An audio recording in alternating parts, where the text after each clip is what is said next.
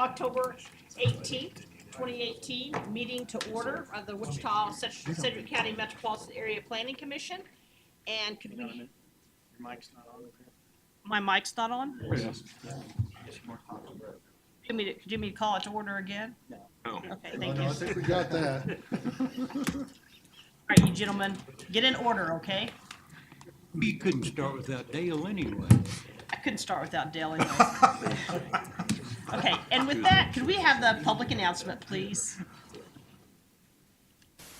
Before we begin the agenda, the Wichita-Sedgwick County Metropolitan Area Planning Commission and the Wichita-Sedgwick County Board of Zoning Appeals would like to take this opportunity to welcome everyone to this public hearing. Copies of the agenda for today's meeting, the public hearing procedure, and Planning Department staff reports on all agenda items are available in the lobby of this conference room. The Planning Commission's and the BZA's bylaws limit the applicant on a zoning, subdivision, or variance application and his or her representative to a total of 10 minutes of speaking time at the start of the hearing on that item, plus up to 2 minutes at the conclusion of that hearing. All other persons wishing to speak on agenda items are limited to 3 minutes per person. However, if they feel that it is needed and justified, the chairman may extend these times by up to 2 minutes. All speakers are requested to state his or her name and address for the record when beginning to speak. When you are finished speaking, please write your name, address, and the case number on the sheet provided in the lobby. This will enable staff to notify you if there are any additional proceedings concerning that item. Please note that all written and visual materials you present to the Commission and the Board will be retained by the Secretary as part of the official record. If you are not speaking but you wish to be notified about future proceedings on a particular case, please sign in on that same sheet. The Planning Commission and the Board are interested in hearing the views of all persons who wish to express themselves on the agenda items. However, we ask that all speakers please be as concise as possible and avoid long repetitions of facts or opinions which have already been stated. For your information, the Wichita City Council has adopted a policy for all city zoning items. A copy of this policy is available in the lobby. The City Council relies on a written record of the Planning Commission hearings and does not conduct its own additional public hearings on these items. The decision of the BZA is final. Any appeal of a decision of the BZA is to district court. Okay, thank you. So we will move to agenda item number 1, approval of the prior MAPC meeting minutes, September 20th, 2018. Second. So I have a move to approve by Mr. McKay and a second by Mr. Green. Need to Mr. abstain, Hartman? I was absent. You need to abstain.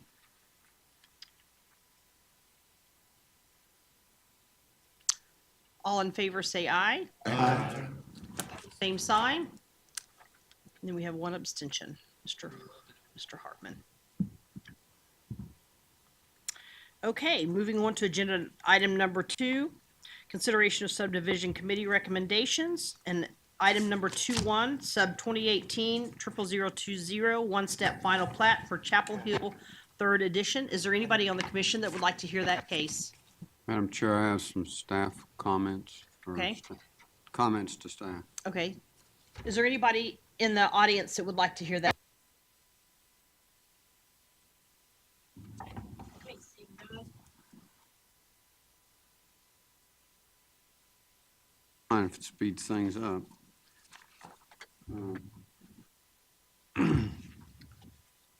At the subdivision level, I do not recall getting a chance to look at the general provisions for the development guidelines. And so this came in our packet and had a chance to look at it. So if we look at general provision number 3, item C, it references the north facade building shall be prohibit overhead doors. I assume we don't need the word "be" in there. A zoning item. This actually has to do with the rezone case or the CUP case. The case before you is the plat. I'll save these for that one. Yes. Okay, thank you. Okay, we're gonna take that item on consent. Agenda item 22, sub 2018 00022, final plat, Siler, third edition. Is there anybody on the commission that would like to hear that case? Seeing none, is there anybody in the audience that would like to hear that case? Seeing none, we'll take that on consent. Move for approval of 20 and 22. Second. Okay, we have a motion by Mr. Joe Johnson, a second by Mr. Blick. All in favor, say aye. Aye. Opposed, same sign. Yes, sir. Back to the minutes. Absent also, so I need to abstain. Sorry to be out of order. Mr. Johnson, thank you.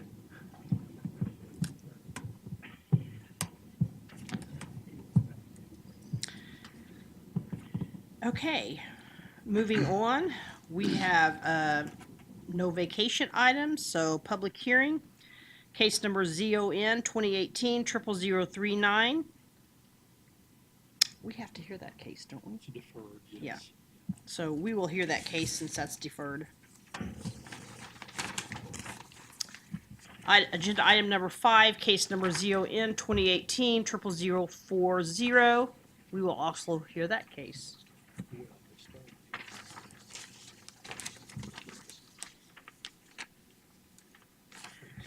Agenda item number 6, CUP 2018 00039, City New CUP Chapel Hill CUP for future commercial development on property zone LC.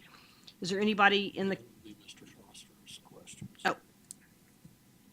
Is there anybody on the commission that would like to hear that case? I know you have questions, Mr. Foster. Is there any audience that would like to hear that case? That is CUP 2018. You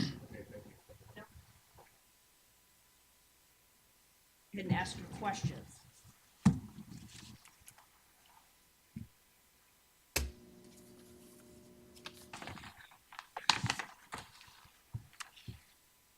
Under provision number 3, item C, it reads, north facade of building shall be prohibit overhead doors. I assume that's to be shall prohibit overhead doors. It's a typo.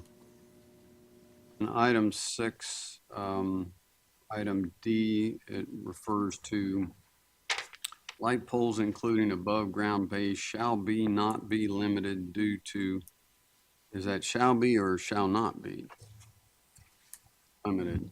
Code limits them to 15 feet maximum height if they're located within a certain. Yeah, and they're asking for a waiver of that adjacent to the church to be, so that they it would are read to be shall. as the same height. And that was language provided by the agent, could be typos, So it would be shall not be limited. correct? On item 11, sign code of the city, let's see, no, I'm sorry, the next line down, shall be either monument of pylon type, I've seen. Yeah, that should be or. Okay. Then it references up above that Wichita and amendments thereto. Does that mean if someone has a new sign, that they would come under the amended regulations? No, it means that the sign code is amended, that would apply. Okay, as amended, okay. Then under item provision number 12, item B, access controls are shown and/or on the revised upon the CUP. How should that read?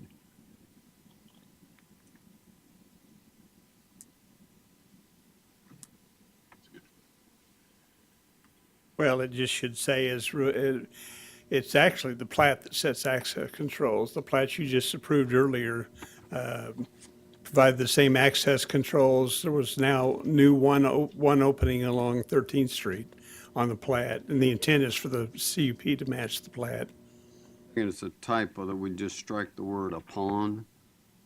Yeah, yeah. That work? Okay. Then just one other one. Under item D, pedestrian connectivity to major arterial and with buildings on the CUP. Do we assume that's 13th? Or should it state to 13th? Well, yeah, 13th is the only major arterial affected by this, because this is otherwise adjoining Chapel Hill, which is not an arterial, and it would not apply to K-96 highway. Final question on the legal description. It refers to lots 1, 2, 3, and then on the face of the plat, it's referring to them as parcels. Is there a distinction there, a surveyor's terminology or anything? CUP lots are parcels, platted lots are lots. So on the face of the CUP, no matter what it is, they are parcels, but on the lot, on a plat, they're the lots. So there's two distinct nomenclatures there. Those were my thoughts on the provisions there. Just wanted to double check. Thank you. Let me get that out of the way. I'll go ahead and move for approval.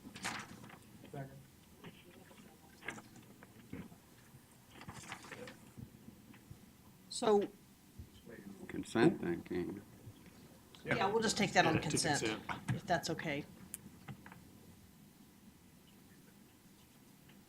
Okay, agenda item number 7, case number ZON 2018-00042.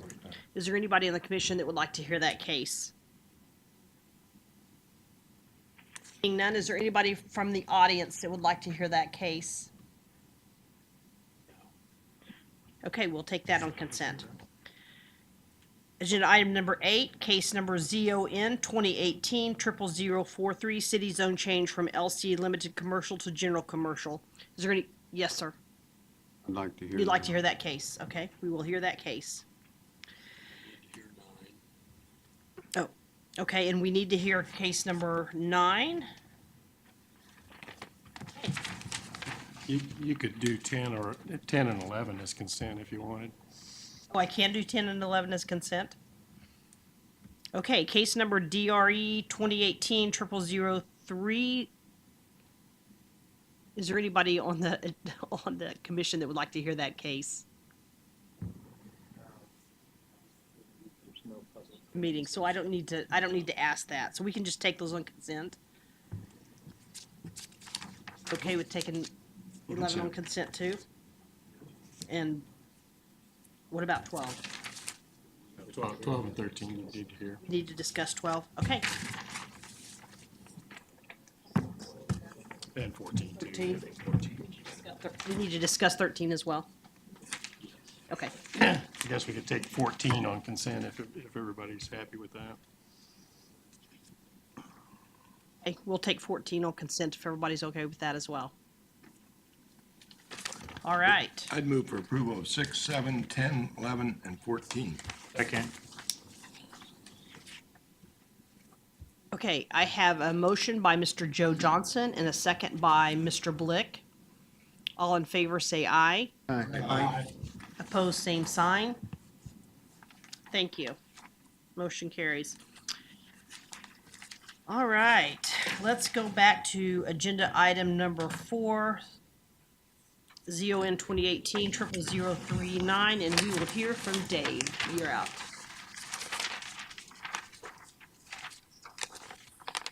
Thank you, Madam Chair. This is the request to rezone the property south of 47th Street, essentially east of Locklead Avenue. We are just to about a half mile east of Seneca.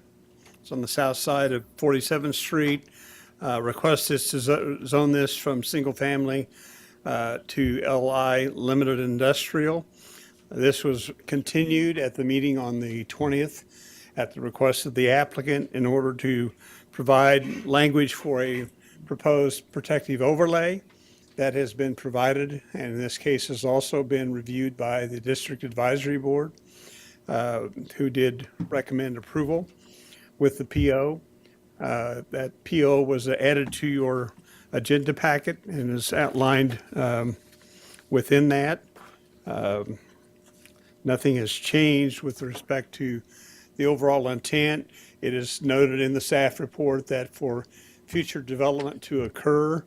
It will require a plat. The platting will address issues of access along 47th Street. The agent is indicating the applicant intends to restrict access onto Lockleed, which is presently a gravel road.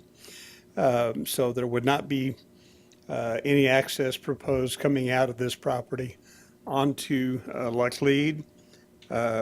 I'll kick on the aerial so you can kind of see what's going on.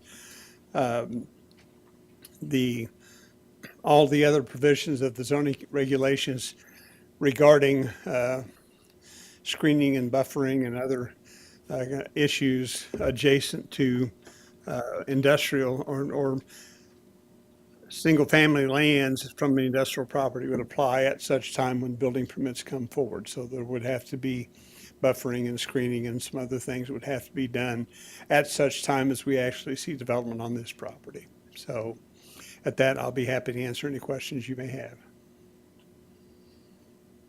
Questions from the commission? Mr. Blick? Dave, you actually answered all my questions I had written down, so I appreciate that. Any other questions from the commission? If not, we'll have owner or applicant please step forward.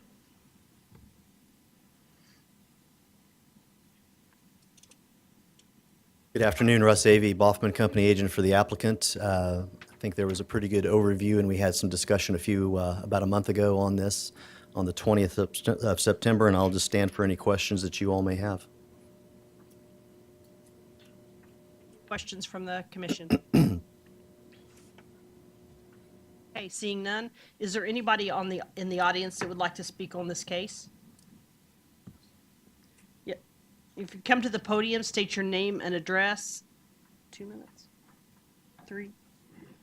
You have 3 minutes.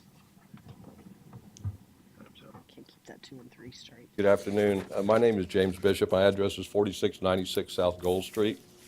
And I can show you with the, this is our property right here.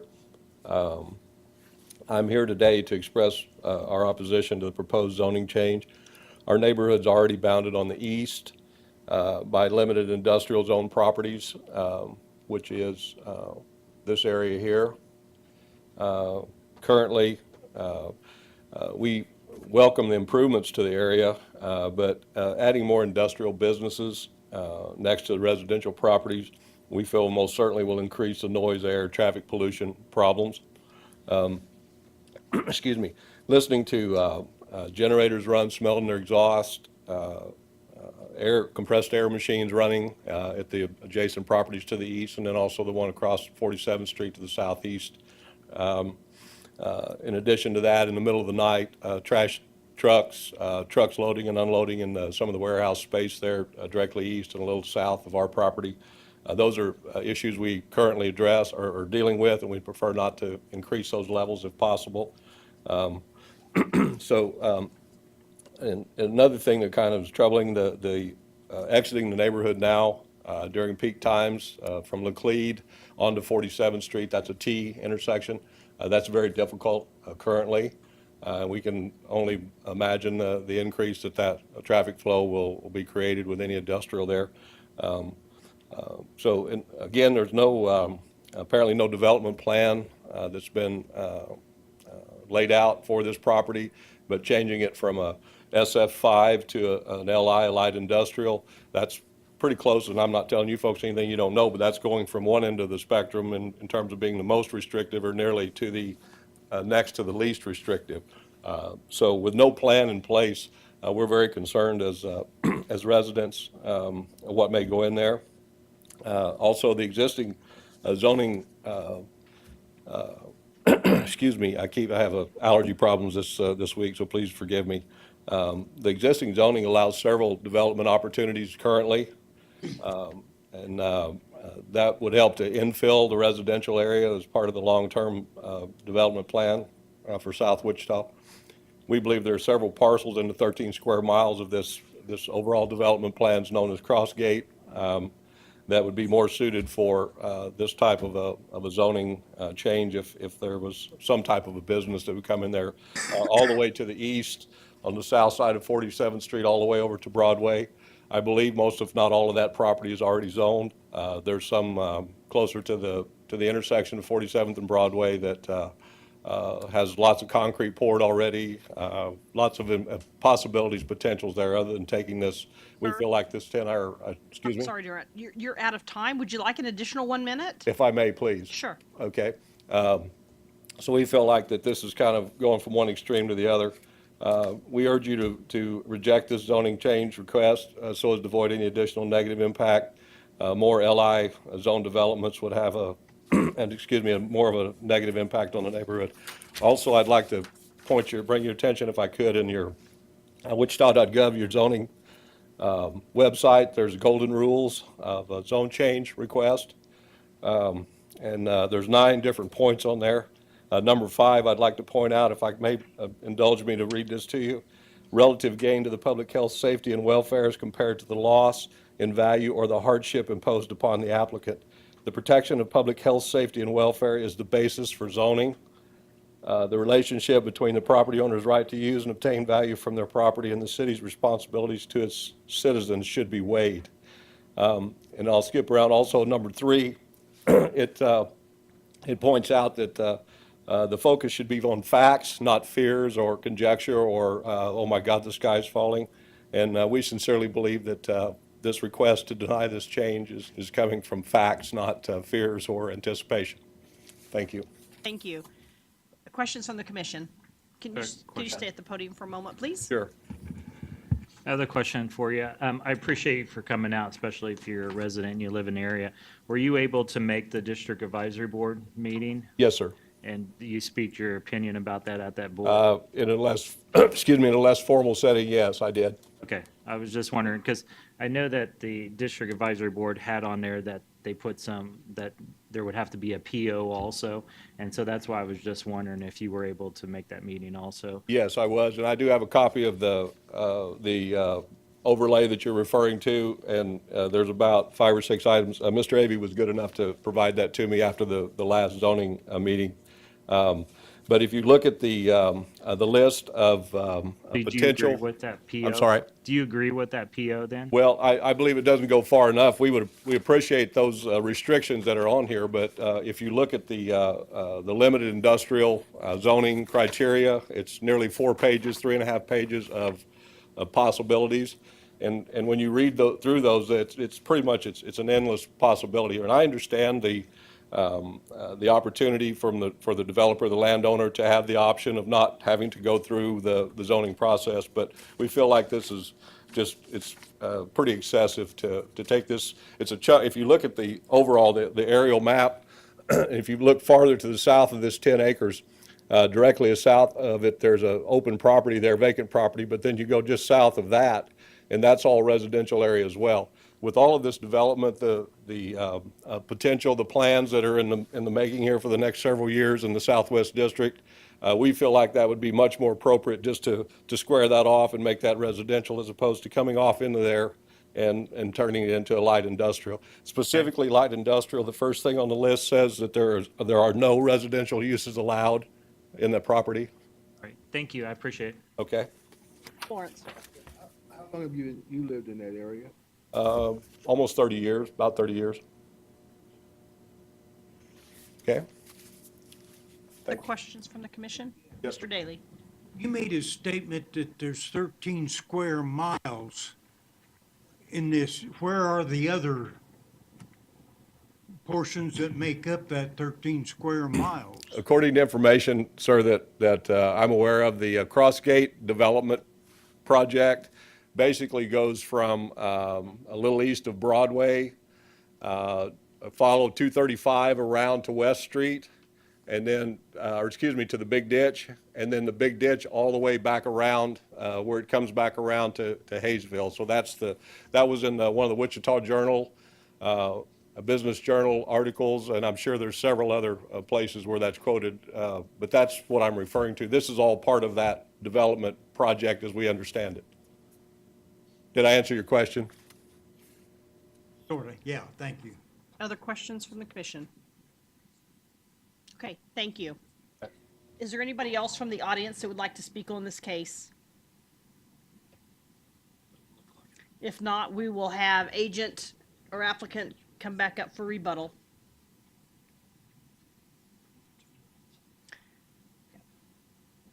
And of course, you have 2 minutes. Thank you. I'll try to be brief. Again, Russ Avey, agent for the applicant. I just wanted to clarify that he's correct, Mr. Bishop's correct on the Crossgate addition in general. It's spread out in large chunks. I've been before you over the past couple of years getting quarter sections here, half section, or 80s here, and 40-acre parcels in other locations. In fact, other consulting firms have also done larger commercial projects within this giant umbrella that Mr. Lang calls Crossgate. So this, again, is just one small parcel within that larger development plan.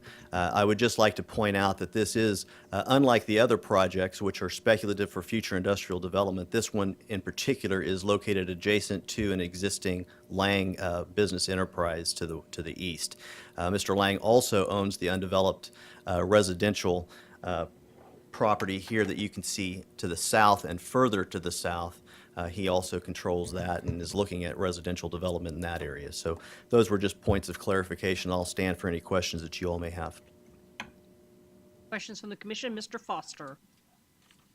Russ, I'm curious, I'm going through the staff report again, and I'm trying to find reference to the additional information on a PO relative to the advisory board. Can you give us some of those items that might be considered Sure. here? Following the September 20th Planning Commission meeting here, Mr. Bishop and I were able to discuss this in between cases, and I understood what it was, I understood his concerns, and I agreed with his concerns to a degree, so we felt like maybe the 20th was too premature to make a final decision, that we in fact could go back to the applicant and see if there was room to add a protective overlay. That overlay was drafted the next day and sent out to Mr. Bishop, and we presented that protective overlay at the District Advisory Board meeting. So there was no changes to the draft protective overlay that we came up with on September 21st or September 25th. And my staff packet has that as an addendum as the page, it's the second to last page in the staff report. That protective overlay dated the 25th of September has remained unchanged. Basically, to put it another way, the District Advisory Board agreed with that protective overlay in their 9-1 vote. Okay, it sounded like there were more provisions. That's what threw me off there, but thanks for the clarification. To be perfectly frank, we discussed at length at that meeting less the number of uses and more of the treatment of Laclede Avenue to the west. I had promised that we would do everything in our in what we were able to do when we plat the property to get complete access control and to leave Laclede alone. The pastor of the church, which is the property owner most directly affected, was encouraged by that, and I pointed out to him that that was a three-way partnership between us, what we propose, what the neighborhood expects, but also, when we get to the platting process, what the city is going to want to see happen with Laclede. So again, the one major issue would have been to add maybe complete access control to Laclede. That was never part of their motion. I think that's something that could probably best be served when we plat the property, or addressed rather. Other questions from the commission? Okay, seeing none, thank you. Thank you. I will bring it back to the commission for action. Mr. Blick. Based off the information from the District Advisory Board with the PO, their recommendation, that's the reason why we brought it back to them also, so the public input. And it's brought together the District Advisory Board with district representatives and neighborhoods. And I see that this is their best interest, especially with the PO and of the restrictions. I move to approve with the PO overlay. Second. Okay, I have a motion by Mr. Blick and a second by Mr. Dool. Other discussion? Seeing none, all in favor say aye.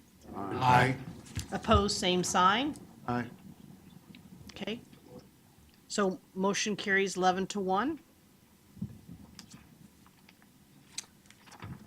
All right. Moving on to agenda item number 5, ZON 2018-00040. And it looks like Dave will be presenting.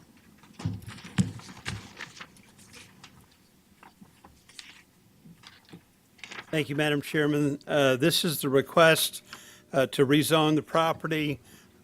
These two lots that are in the city of Greenwich as it's platted. It's not an incorporated city. We are on the north side of 53rd Street, approximately a quarter of a mile east of Greenwich Road.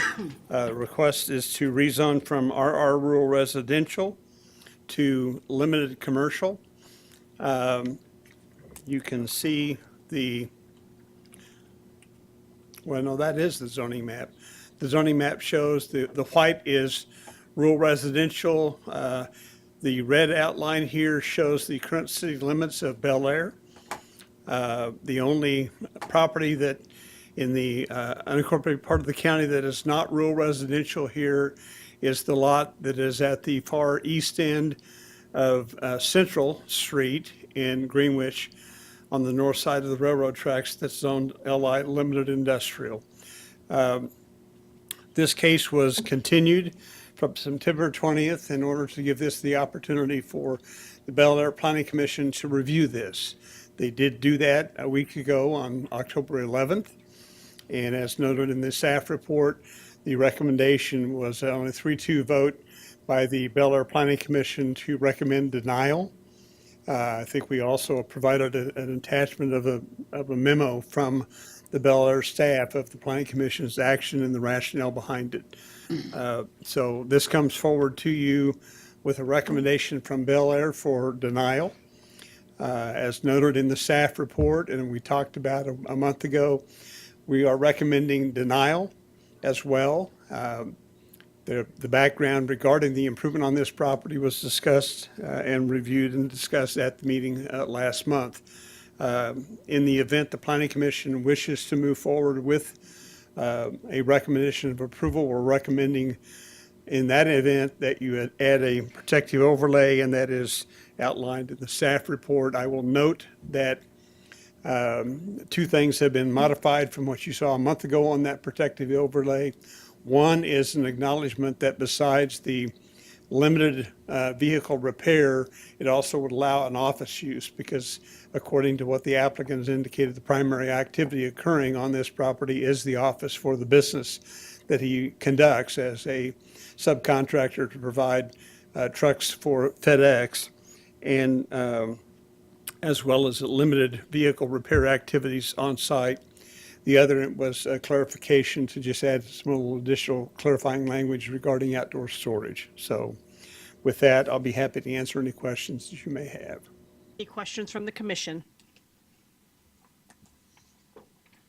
Okay, seeing none, we will bring up the agent or applicant. And you have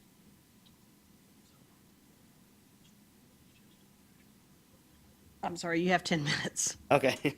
Okay. Hey, thank you everyone for allowing me to come and discuss this matter before you again today. Not going to take a bunch of time and rehash everything. I think we kind of established what our business was and kind of what took place in the history of this building and over the last 2 years. So I just want to go into kind of the Bel Air meeting because I think that's what we tabled that and we wanted their city of influence. So we wanted their planning commission to hear this case. Can you provide your name and address, please? Yes, I'm sorry. I'm Matt Fellows, 3151 North Den Hollow here in Wichita. Sorry about that. Okay, so we did have a very spirited discussion over 2 hours. It was a 2-hour discussion. It wasn't, we presented our case and then it was a 3-2 vote. It was a very spirited discussion amongst the planning members there. I think David could attest to that. I felt like it could have went either way. I feel like there was 2 people that were very strongly for passing this. I feel like one was very strongly opposed, obviously. Another one was on the fence, and what I think did us in, to be completely frank and honest with everybody and transparent, is the upkeep that we've had on this property for the last 6 months. We did not do a good job of keeping the property maintained since we were told that there was an issue with the zoning. So that is 100% on us, and I take personal responsibility for that. It's my business, or 50% my business. The biggest takeaway for me, though, from that meeting, we definitely need to be better neighbors as far as upkeep. I totally get that, and we have taken drastic steps in order to become better neighbors as far as upkeep. And we're planning on putting more capital in this if you guys were to approve this at this point in time. I feel like we've always been good neighbors as far as no noise violations, we're not doing heavy repair work. We actually allow neighbors to have horses come out on our property every once in a while. There's a guy in the area that takes parts off our cargo vans. So as far as part of being in the community and allowing others to come in and be neighborly, I feel like we do a good job at that. We obviously didn't do a very good job of the maintenance. So as of right now, if you're to drive out by there, there's absolutely 0 trucks, commercial vehicles on our lot at this time. Like I said, we've taken drastic actions since the rain stopped and we could get on there. We have 3 vehicles behind our 8-foot tall wood privacy fence right now. All those vehicles could be moved at a moment's notice. The 72-hour rule or whatever, we could definitely abide by that for sure. Everything's mowed. We have a rollaway actually scheduled to come out there today. There's metal around our building and stuff, shelves. We'll get all that stuff out of there. One thing also, big takeaway, everybody, even the folks, the neighbors that came to talk, they think 53rd Street needs paved in the worst way. We agree. We think one way, though, of getting that paved is allowing businesses in there, allow property taxes to get higher on our business. It was brought up that if we were determined to be commercial, our taxes would increase. Great. I feel like we should pay our fair share. Please tax us more if it is a commercial property. We've been operating it commercially for 2 years. If everyone would say, for back 2 years, we'll pay commercial taxes. We're totally good with all of those things. I feel like with additional tax revenue, that's when some of those additional services could be rendered for that community. Paved roads, that sort of thing. 53rd Street will be paved, though, at some point in time. East of Greenwich, 53rd Street for half a mile in the Bel Air planning maps right now. That's a major growth area for them, and they've actually, it's plotted as industrial directly across the street from our property. Industrial and then parking. So it is going to be paved. Whether we like it or not, the city of Greenwich, the commercial interest and the growth of Northeast Wichita is going into the city of Greenwich or close to the city of Greenwich. Definitely want to point out our hours of operations are basically 8 to 5. We don't operate early in the morning or late in the evening. There's not a hindrance or a nuisance to the neighborhood as far as when we are using our facility. Most of the neighbors at the hearings did mention that they do work 8 to 5, so minimal disruption in their lives. Most of the complaints or concerns that were arisen were based on the upkeep of the property, which again, take 100% responsibility for, and it won't happen again. I also want to point out the trucks. We don't provide trucks for FedEx. We actually are subcontractors for FedEx. All of our trucks are small. We have cargo vans or 12 to 16 foot box trucks. Everything weighs, except 3 of our trucks weigh less than 12,000 pounds. So when we talk about going down that gravel road on 53rd Street, a 4x4 truck would be heavier than most of our delivery vehicles. These aren't semis. These aren't 25, 26 foot straight trucks. These are cargo vans. So again, no noise disruption. We do use minimal usage of the infrastructure. Again, we talked about it a little bit last time, but we don't even use the minimum. We don't even use the minimum water ever in a given month. So I feel like our disruption to that neighborhood is less than a family of 4 or 5. I mean, we have 3 employees that are in that building each day. So I don't feel like we are a nuisance to the neighborhood or that our business and how we're conducting our business is affecting the folks in that neighborhood. Also want to point out again that several of the other home-based businesses or shops are currently operating, doing the same kind of work we're doing as far as providing services for cargo vans. Guy works on cargo vans, changes his own oil tires, is attested to at the last meeting that we talked about. One of which is zoned industrial. We talked about that a little bit too. So I'll wrap it up though. I won't take a bunch of you guys' time, but with the overlays in place, we really feel like we have an avenue to be a good compromise between our business and the unintended consequences of us misinterpreting the zoning and that sort of thing to begin with, and the homeowners in the area. I personally give my cell phone to the folks that were at the last commission hearing, that if something were to come up, they can call my personal cell at any time, day or night, make myself available to remedy any issues or circumstances that might come up. I haven't heard from anybody yet, but I do welcome those phone calls if there is anything that my business is doing to hinder or disrupt their daily lives.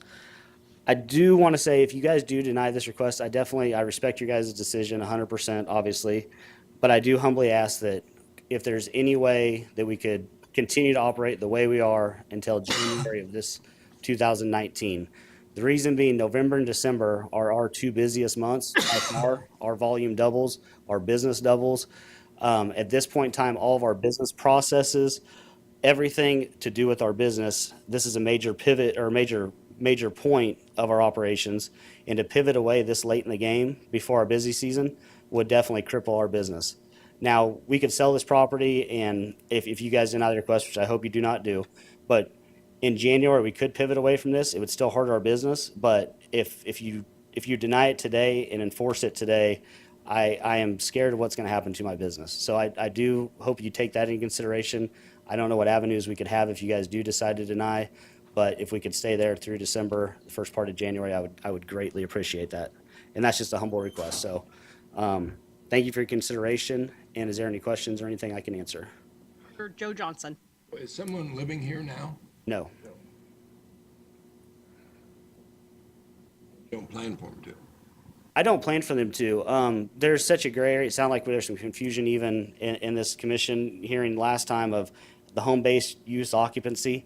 I'm not one to go that route. I mean, if you guys tell me it's a no, then, you know, and obviously that's kind of the direction that you guys wanted to go. So we'll get out of there. I would ask for some time to get out of there. That's the only thing I would request if possible. And I'm okay with most of the protective overlays that are put in place. And I feel like it's a good compromise between us and the homeowners as well.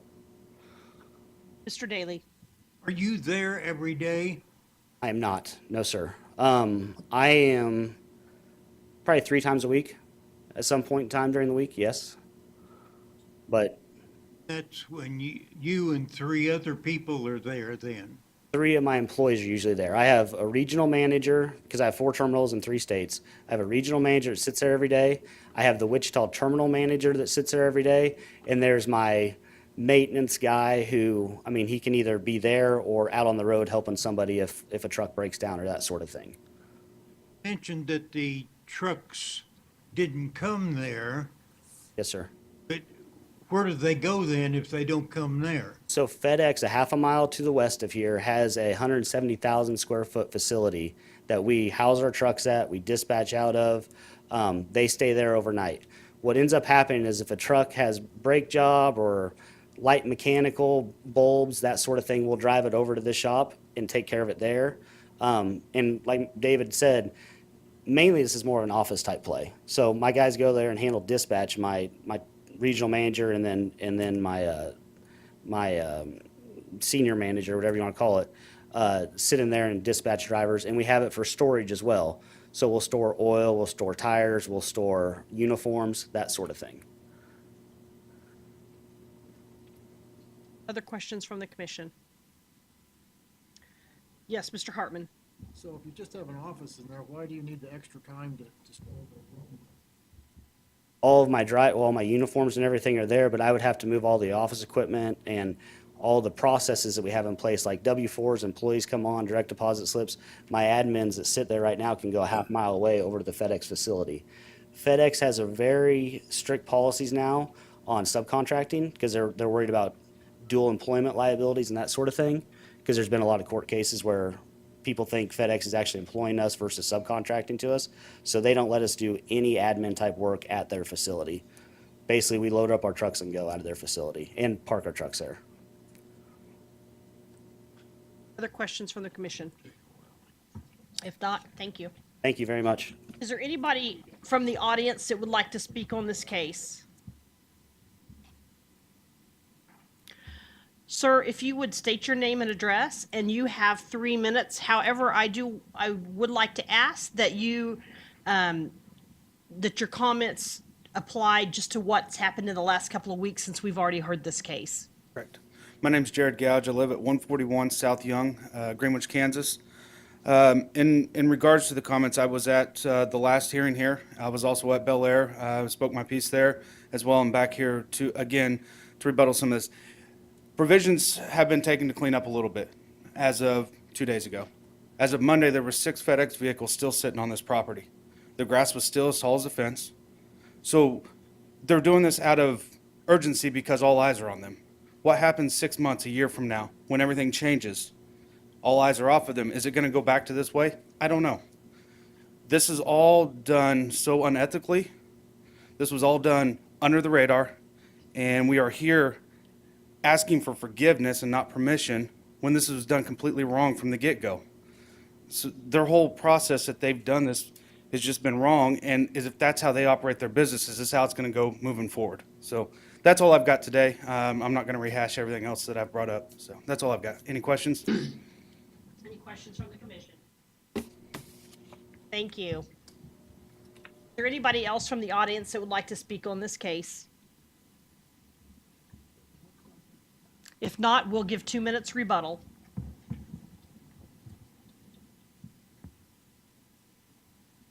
I won't take the 2 minutes. The reason, and just to clarify, we did make a promise in that Bel Air Commission meeting that we would get the property cleaned up within 2 weeks. During that time, I did state that, the rain, it is a problem. It finally dried out enough and I have pictures on my phone. I mean, I made ruts when I was mowing and everything. I was personally out there mowing, last couple days. So we are taking steps to get it cleaned up. I'd recognize that we had not been a good neighbor, and I could see where there could be some hard feelings on that piece of it. Again, I've given out my personal cell phone number. If there's any concerns to the neighbors or anything, the property will be upkept. And especially if you guys do grant this, we plan on putting a significant amount of capital in to make the property look nicer.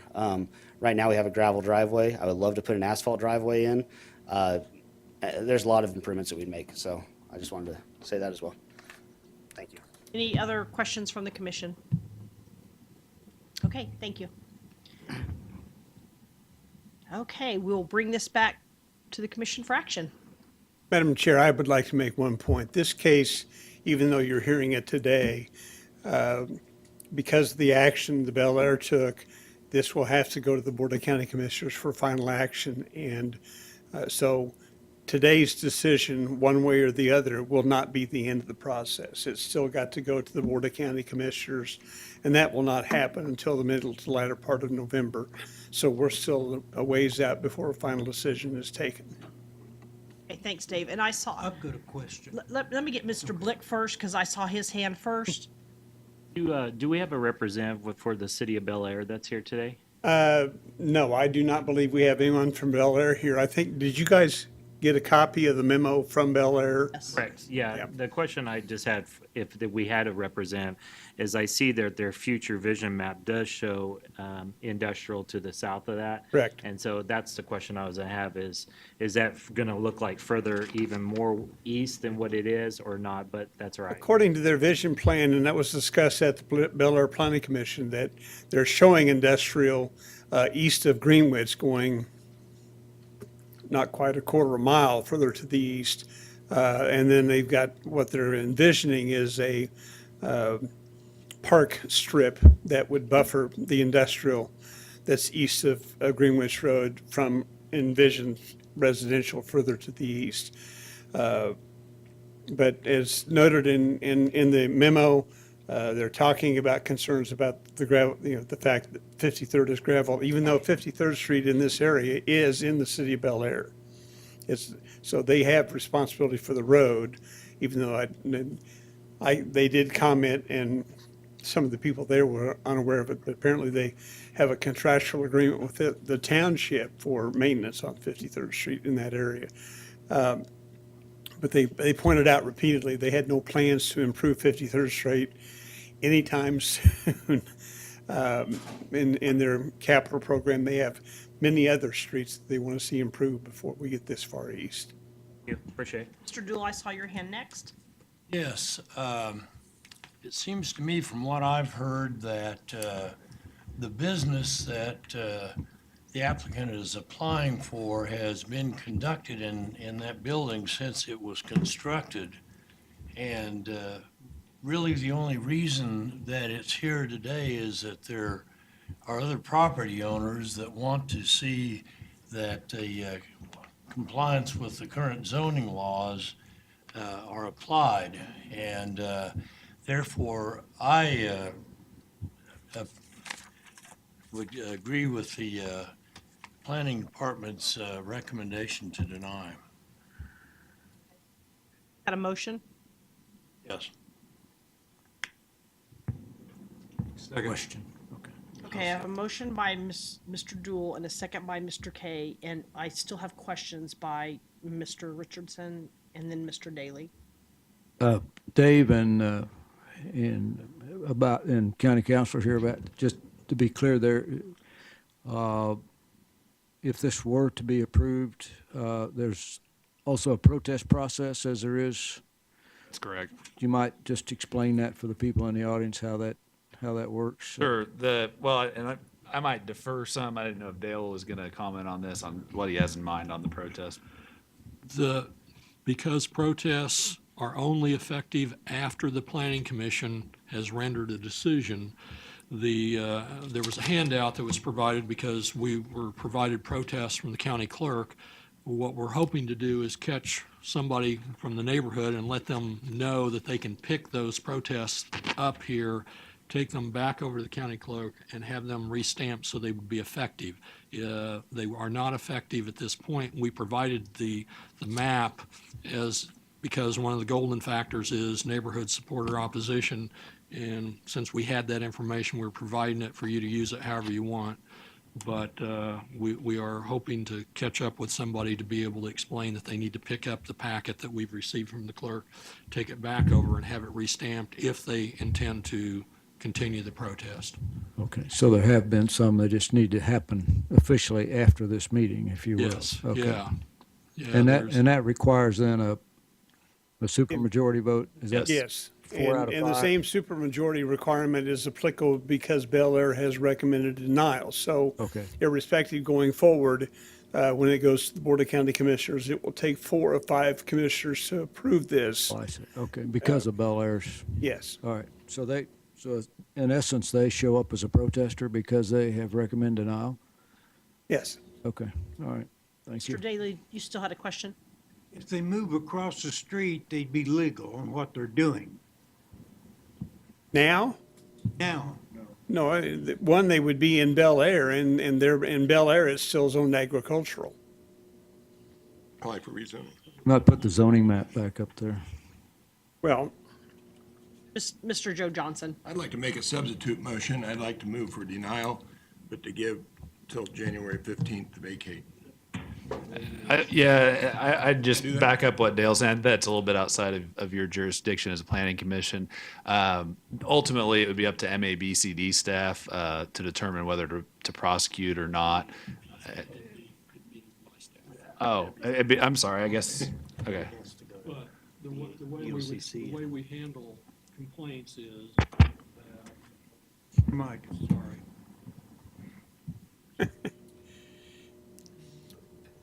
All right, is that Now you're in stereo. if you recommend denial and the applicant decides to continue with the case, then it'll take another 30 days approximately to get to the Board of County Commissioners for them to render the final decision. There would be no enforcement action until that was taken care of.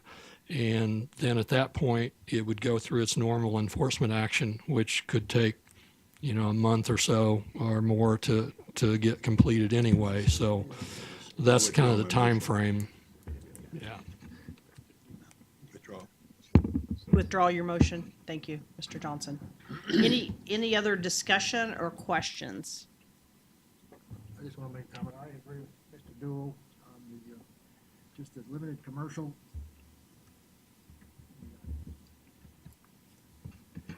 Somebody loan Mr. Hartman a mic, please. Here's a good one. This would be the only limited commercial within the whole town of Greenwich, and due to the history of this property, I would recommend denial as well. Mr. Florence. I would concur because I know one thing, when you go through that process of getting a building permit, they don't make that mistake. They will put down what you say that what your intentions are. So. Thank you.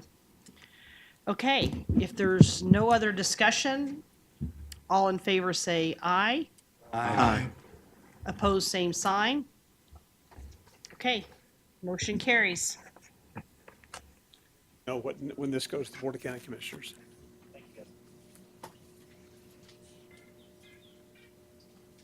Moving on to agenda item number 8, case number ZON 2018-00043, and Dave will be the presenter on this case. Thank you, Madam Chairman. This is a request to rezone the property on the north side of Lincoln and on the west side of Ida. We're just a block east of Washington. The request is to rezone it from LC Limited Commercial to GC General Commercial. The primary reason is because the applicant's wishing to fully bring into compliance a vehicle repair general activity that's occurring on the property. According to MAPC staff, I guess they're technically a part of planning staff now, aren't they? DR's group is part of us now. There has been an issue primarily with the property at the 1145 South Ida address with business activity occurring on there. It resulted in complaints from the neighborhood, and they are conducting activity such that apparently it's some kind of a racing business that has had vehicle parts left outside and other issues. They've been cited and notified by and got a notice of NOV, as they call it, or notice of violation from the codes office. And that's what initiated the application request to rezone this property to GC. As you can see, immediately to the west is property that's all zoned GC. We've had discussions internally at staff and have recommended approval of the rezoning, fully recognizing that the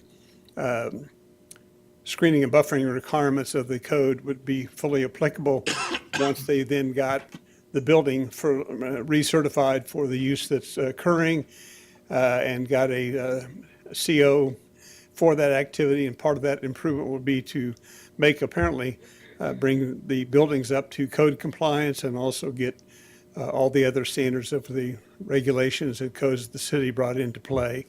We feel that's the best way in which to deal with the impacts of this business activity as it continues to evolve in this part of the city from residential to more commercial uses.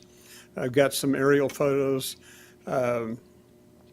This is looking at this is the house on North Ida, right north of the property in question. You can see the fence here, and I think that probably the next, yeah, this is the property in question. This is the 1145 South Ida address, and you can see the area that's north of it, some of the vehicles that are parked out here, and they've got a fence right now along this location. What I just showed you earlier was the property. There's the fence in the house on Ida.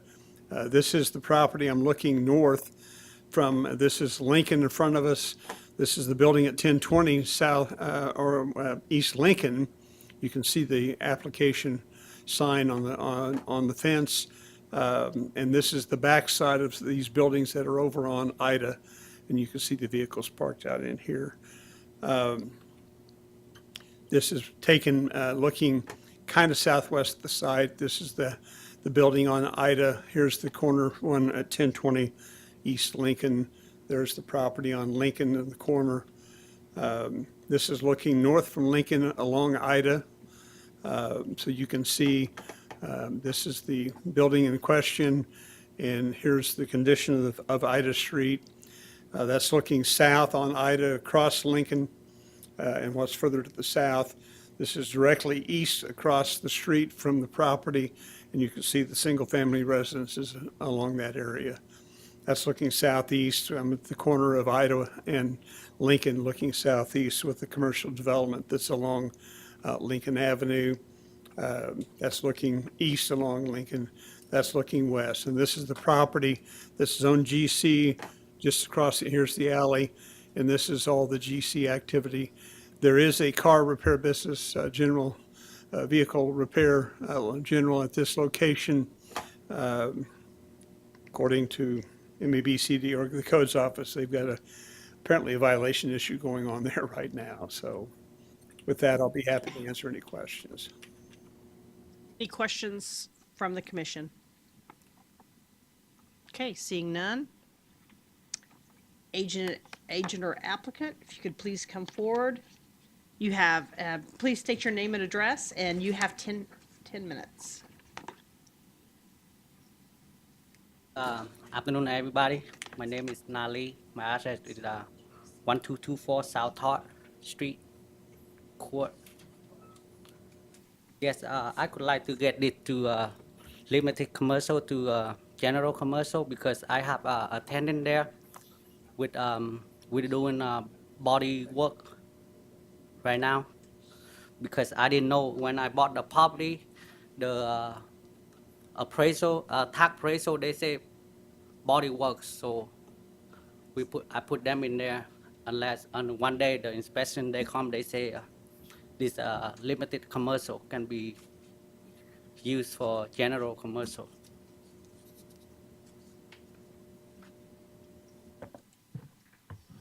I think that's all I have. That's all? Yes. Okay, any questions from the commission? Mr. Blick? Do you have outdoor storage right now that you're doing? Do you have cars parked outside?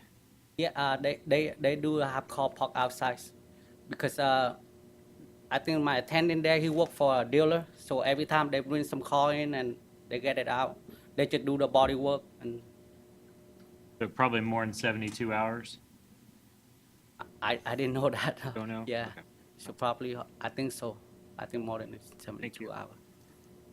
Other questions for the commission? Thank you. Thank you. Is there anybody from the audience that would like to speak on this case?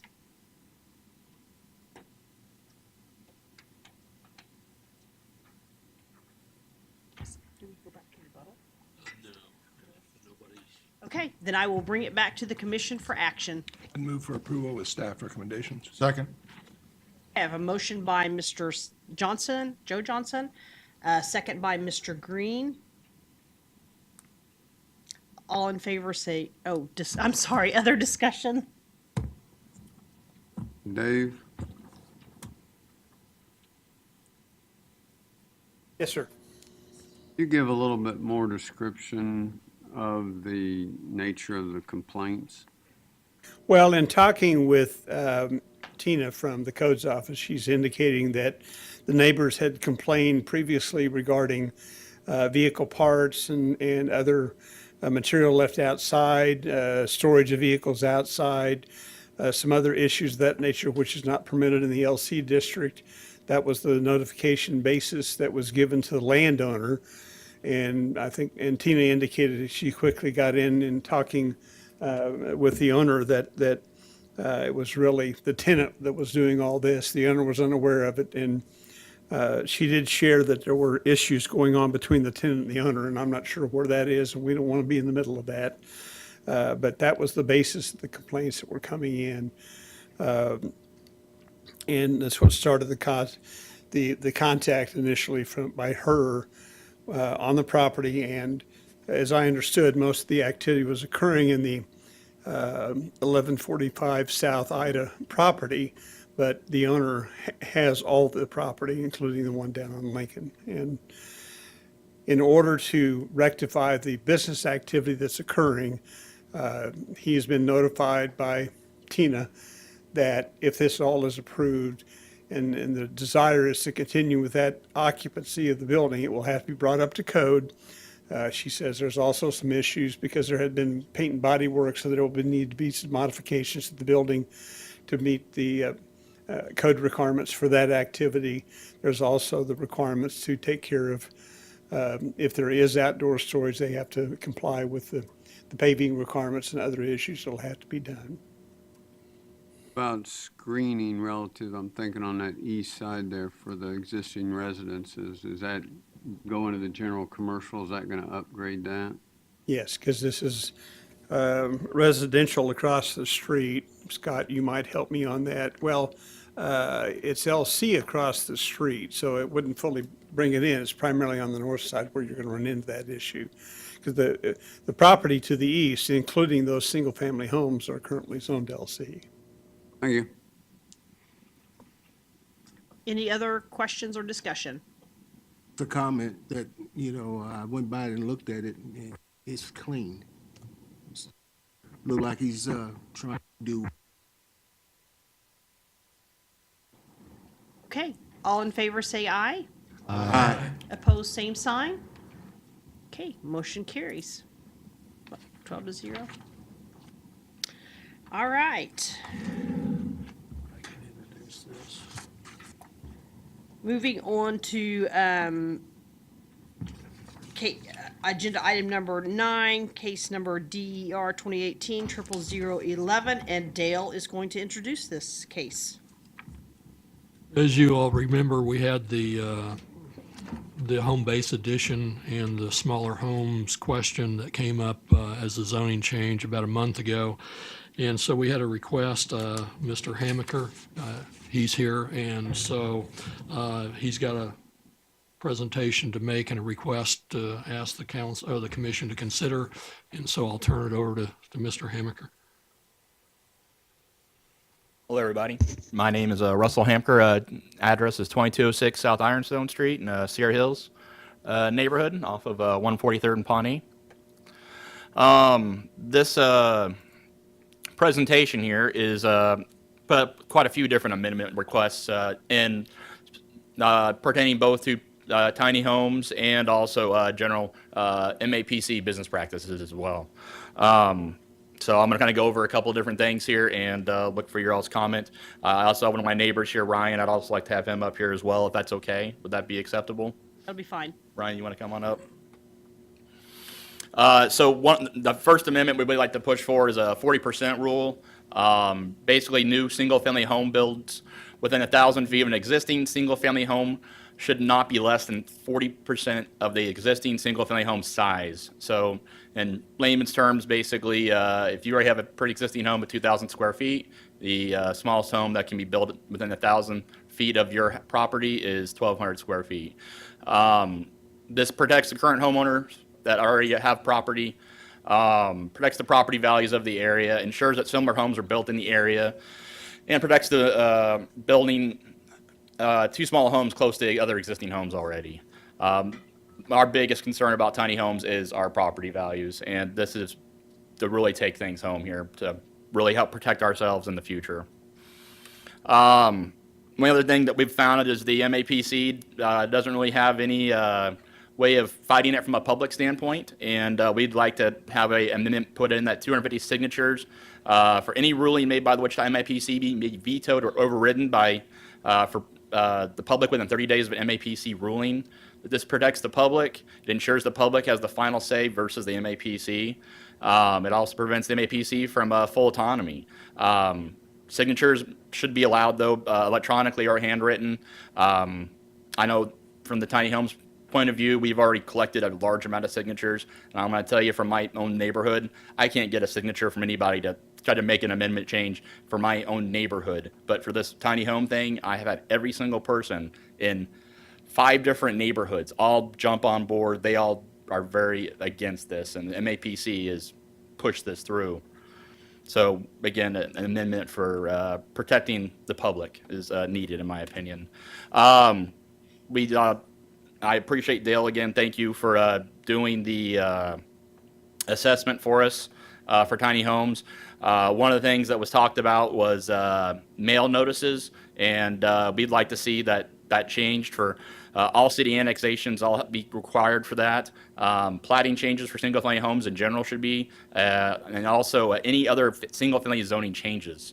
And again, it protects the homeowner is what it comes down to, and allows public notice as well. There's quite a few other cities in the area that do this already, in the state of Kansas and otherwise, and like to have that put in as well for our city. Public hearing. So all annexations must include a public hearing. This allows for public voice concerns again, ensures the MAPC does what is best interest of the public, and protects from building homes too small close to existing homes. The other big thing is, and while we already believe that the zoning ordinance states this, annexation for anything for SF20 is the example here, should not automatically be converted to SF5. We believe that rezoning must be handled separately from for public hearings, and then this allows for the golden rules. This also allows for just in general changes to be heard by the public. Again, information is a big deal for us as well, just to be heard about things. So Dale did another nice thing as well in regards to the tiny homes. They looked at the square footage requirements across many different cities in the Kansas area. And two of the larger cities, Overland Park and Kansas City, both have a requirement of 864 square feet as the minimum size for a new home build, single home specifically. We'd like to move that square footage be changed for single-family homes to be 864 square feet. This also ensures, same quality and expectations are met for our public constituents. It also has, for us, Kansas and Wichita, we have a lot of room to grow. Square footage just should not be a big deal. Then I also have quite a few tiny home-specific zoning requirements, as you guys can read here. One of the biggest ones for me was a fence around the area. One of our frustrations was there's going to be a very large amount of people in a very small area, and we wanted to see that if tiny homes are put in somewhere, even if they're not put in my backyard, they're put somewhere else, that there's a fence that puts up to help protect the other public from themselves. I don't know how to describe that. One of the other issues that was talked about as well with this is road size. So road sizes are a little unique in this scenario because unfortunately tiny homes, most of them don't have parking or garages or driveways or anything like that. They park everybody in the road. And Dale's saying no to that there. And that was one of our frustration points there as well. Tornado shelter should be required, just another general thing, including for all their parks as well.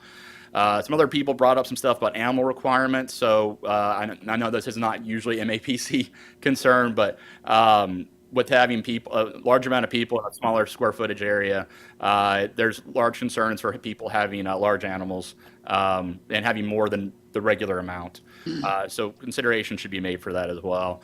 One of the other things for tiny homes as well, that was put away or agreed to was they have some one-way streets that were agreed upon, and again, there's some traffic problems with that as well, along with parking. And then for me personally, I have children at Christopher McCullough Academy. I would prefer them not to have these tiny homes close to a school, and primarily the whole use case is large amount of traffic. With that, other than that, I didn't put this on the bullet points here, but I believe tiny homes should also have a lot of similarities for zoning requirements as a mobile home park. I know it is not a mobile home park. It is a fixed structure, but many things carry over to it as well, just because of the amount of people, the small size of everything as well. With that, I'm opening things up for questions. Joe Johnson. Would you explain to me how MAPC pushed this through? You made the statement that we pushed it through. I did actually, yes. So there was no public knowledge of this information at all, and pushing it through implies we did something wrong. I apologize. I would say not wrong. I would say the public was not made aware of it. Okay. There's a distinction, right? I'll say where we feel it's wrong is you used existing. Sir, could you provide your Sure. name and address, please? Sure. My name is Ryan Schweizer. I'm on 2002 South Ironstone in the Sierra Hills development as well. My house is located about 600 feet from where the proposed, maybe 700 feet from the proposed building. I don't know if pushed it through is the correct way to put it, but we've used existing rules that do not contemplate the concept to govern our decisions or base our decisions off of. There should have been time out hit at some place when a subdivision of this nature, Dale's been doing this 30 years. He's never once seen anything like this come across his desk. It doesn't exist here. So to use the rules that we have in place that were created for concepts other than this, that this concept didn't exist when that was happening. So we think there definitely needs to be some change rules. And this is not an exhaustive list. We don't write policy for a living. We don't write commission or zoning regulations for a living. But we're feeling the effects of the decisions that have been made here and the city council by using the rules that are in place. And frankly, we're very tired of it just being accepted. You know, Dale has a big one that he goes to that, well, they could build bigger houses. Everyone knows that they're not building bigger houses.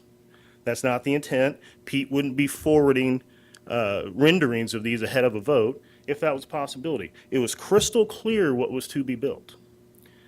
And I think we should have had rules in place to govern that, and if we don't, we should have taken a timeout, had these conversations before this is approved. Other questions for the commission? Mr. Richardson? Let's go back to the original slide on signatures if we could. Sure. It's not clear to me about 250 signatures within what sort of distance here? Like if I live on the west side, I could come up with 250 signatures to oppose That's this? up for discussion right there. That's why we came up here to talk to you guys. Now, A little bit there. So in our neighborhood, I believe there's 170 homes, 180 homes? 180. 180. Taking equestrian estates, there's probably another 130 there. And then Cambria across the street, there's probably 35 or 40 developments, plus various other neighborhoods around there. That was a number based on, you know, you get all of one neighborhood. We essentially have every resident, there's a couple that we don't have, but out of 180, we probably have 175 residents in our neighborhood that have signed a petition. So again, it's not a number that's specific to anything. It's just an idea. It's to show that if you have a certain number of people, the vast majority immediately surrounding this that are opposed to it, we should probably take a time out and listen to those concerns. So Well, what the number is, we don't know. Sure, what you're saying is not timeout. You're saying it would have an absolute veto, which I think will be a little hard to do with elected commissioners, both at the county and the city. I don't see how that would work. Commissioner Richardson, to your point on that, it would actually require a whole host of legislative changes. It wouldn't be anything that could be done here with our code. Okay, all right. I was just trying to understand how that would work. I didn't see any, you know, from what you have on the board, if I'm 5 miles away and I get 250 signatures at Town East, that would override what we do, what city council does, what the county commission does. I think that's probably not a reasonable issue. What I heard you saying was you wanted some sort of notice. What I didn't hear you say is how far away should that notice be? I mean, It did. It was thousands. no, so no notice for, million notice specifically was 1,000 feet. So I'm actually outside of that 1,000 feet myself, just barely. But I think at least that would cover a large amount of people in Cambria and some of Sierra Hills as well. Yeah, in this particular case, I think it's 250 had it gone through how we think the zoning changes should have gone. And so by notice, what are you attempting to have here? Just the ability to be heard? Do you want that to be subject to protest petitions as the way it works now? What's your objective here? Similar to that, yes. Well, similar, what does that mean? I would say all of the above. Yeah, that did not happen in this case because of the.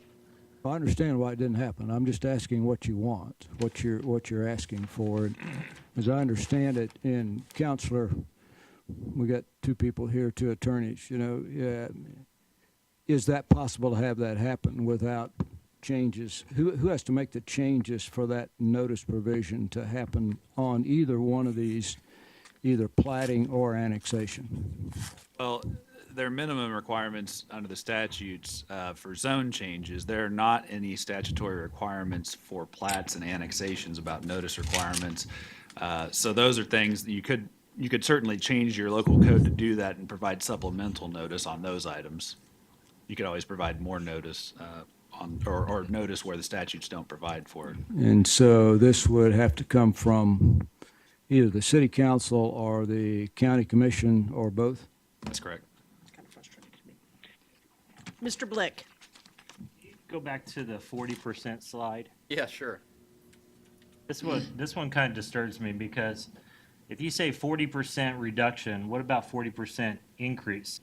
Increase is fine because our property values are not going to be affected in a bad way. So if I have a home that's 2,000 square feet and someone decides to build a house that's 6,000 square feet next to me, hey, that's great. That means that. But I don't want the 40%. Because I live in a house that's 900 to 1,000 square foot, Okay. and you have a new housing addition that's building all these new homes that are 1,200 to 2,000 square foot. So now there's another side of the spectrum constitutionally that would say, because if you're gonna go and say that somebody is income-based, can only afford a certain house, but then somebody else can't, then how is this justified? A 40% rule, you're restricting somebody that is based off of, if they can only afford a house that's like a tiny home. But then you got somebody else in town that can afford a 2,000 square foot home. So the tiny homes, I'm going to just interject, that are the same cost as a 2,000 square foot house.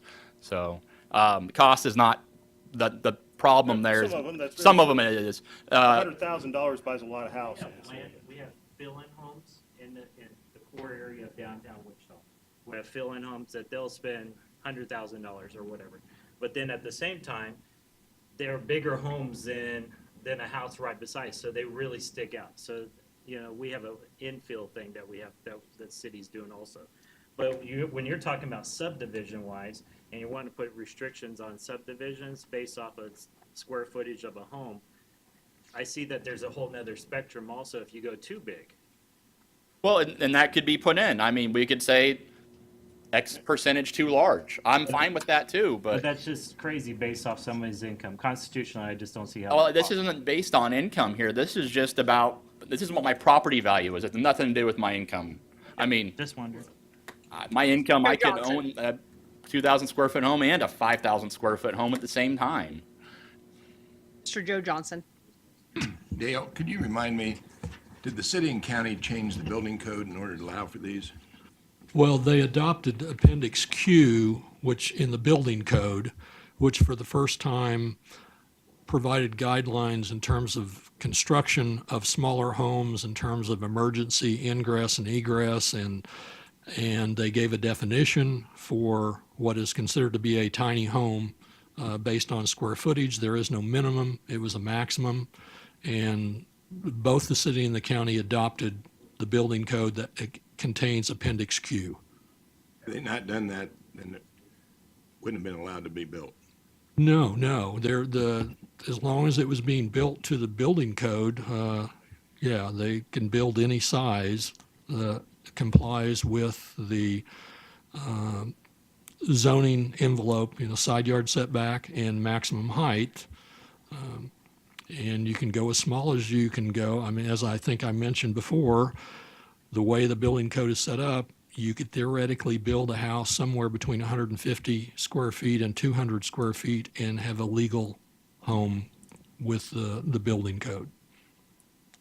I don't think the size of the home has anything to do with the beauty of the home, so. Yes. I mean, you can have an ugly 4,000 square foot home too.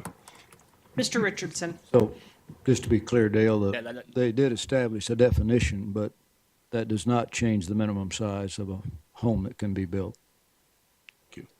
No, all, by definition, what was adopted is that a tiny home that is eligible for the building code standards is a home that is smaller, 500 square feet or smaller.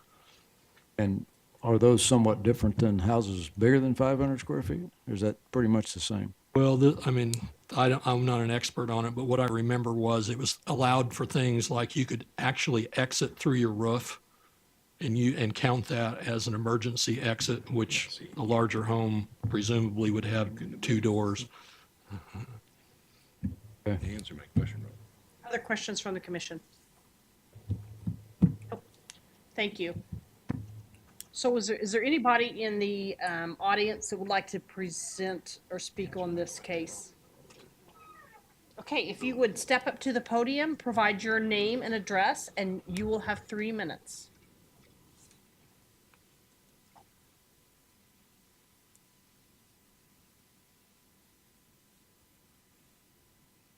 Hi, my name is Renata Hager, and the address is 1657 South Willow Oak Street, which is just south of Harry.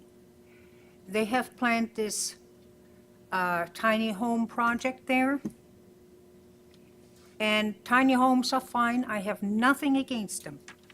But where they place them, that is the big question here. You have an area of beautiful homes, proper lots, and then you're going to put a cluster of 900 to 1,000 miniature homes there. It will look like a sore thumb in the whole neighborhood. This town, Wichita, is growing for the future. And if anybody wants to develop any more in this town and looks at the sore spot, the blemish within an area of nice family homes, it will look awful. And besides, this area, by the time it's fenced in, it may get a nasty nickname. If you want to ask me, ask me. Otherwise, I will not say it. But you all can imagine. So, the other thing is, in the area where I live, that is designed to have the many tiny homes, there is an L-shaped wooded area that is, as of right now, a wildlife sanctuary, according to the Sedgwick County inspector. And if that is all plowed under, which also that area carries a natural drainage for the heavy rainwater that comes down the field. You guys just didn't plan ahead. You just looked at the paper and said, ooh, that's good. You're going to have another 1,000 homes you can tax, 1,000 homes that can be sold for $200 a square foot. Gee, I can buy a house downtown for half the price, and that carries the value. And within years, when people move in, it looks great, small mansion, couple years down the road, they get tired of it. And what is then? Besides, they already mentioned, it's going to go for rental. With rental, you're going to get low income. You're going to get homeless. You're going to get Section 8? Thank you, sir. My backyard borders that area. That's all I have to say. Thank you. Any questions from the commission? Question. Mr. Johnson? What are we? No. What are we? What is our agenda today for this? They are here making their proposal, asking you if you are willing to direct staff to do further research and prepare a recommendation on whether these types of amendments should be included in our various codes. Since Go to the city council then for approval, or? we would run it through the normal process, through Plan Commission and the governing bodies, if you so direct. Thank you. Mr. Bill Johnson? But I guess for us to make a decision, we got one side that's talking. We don't have the other side with other information, so we get to make a decision on just, most of this is 20/20 hindsight, but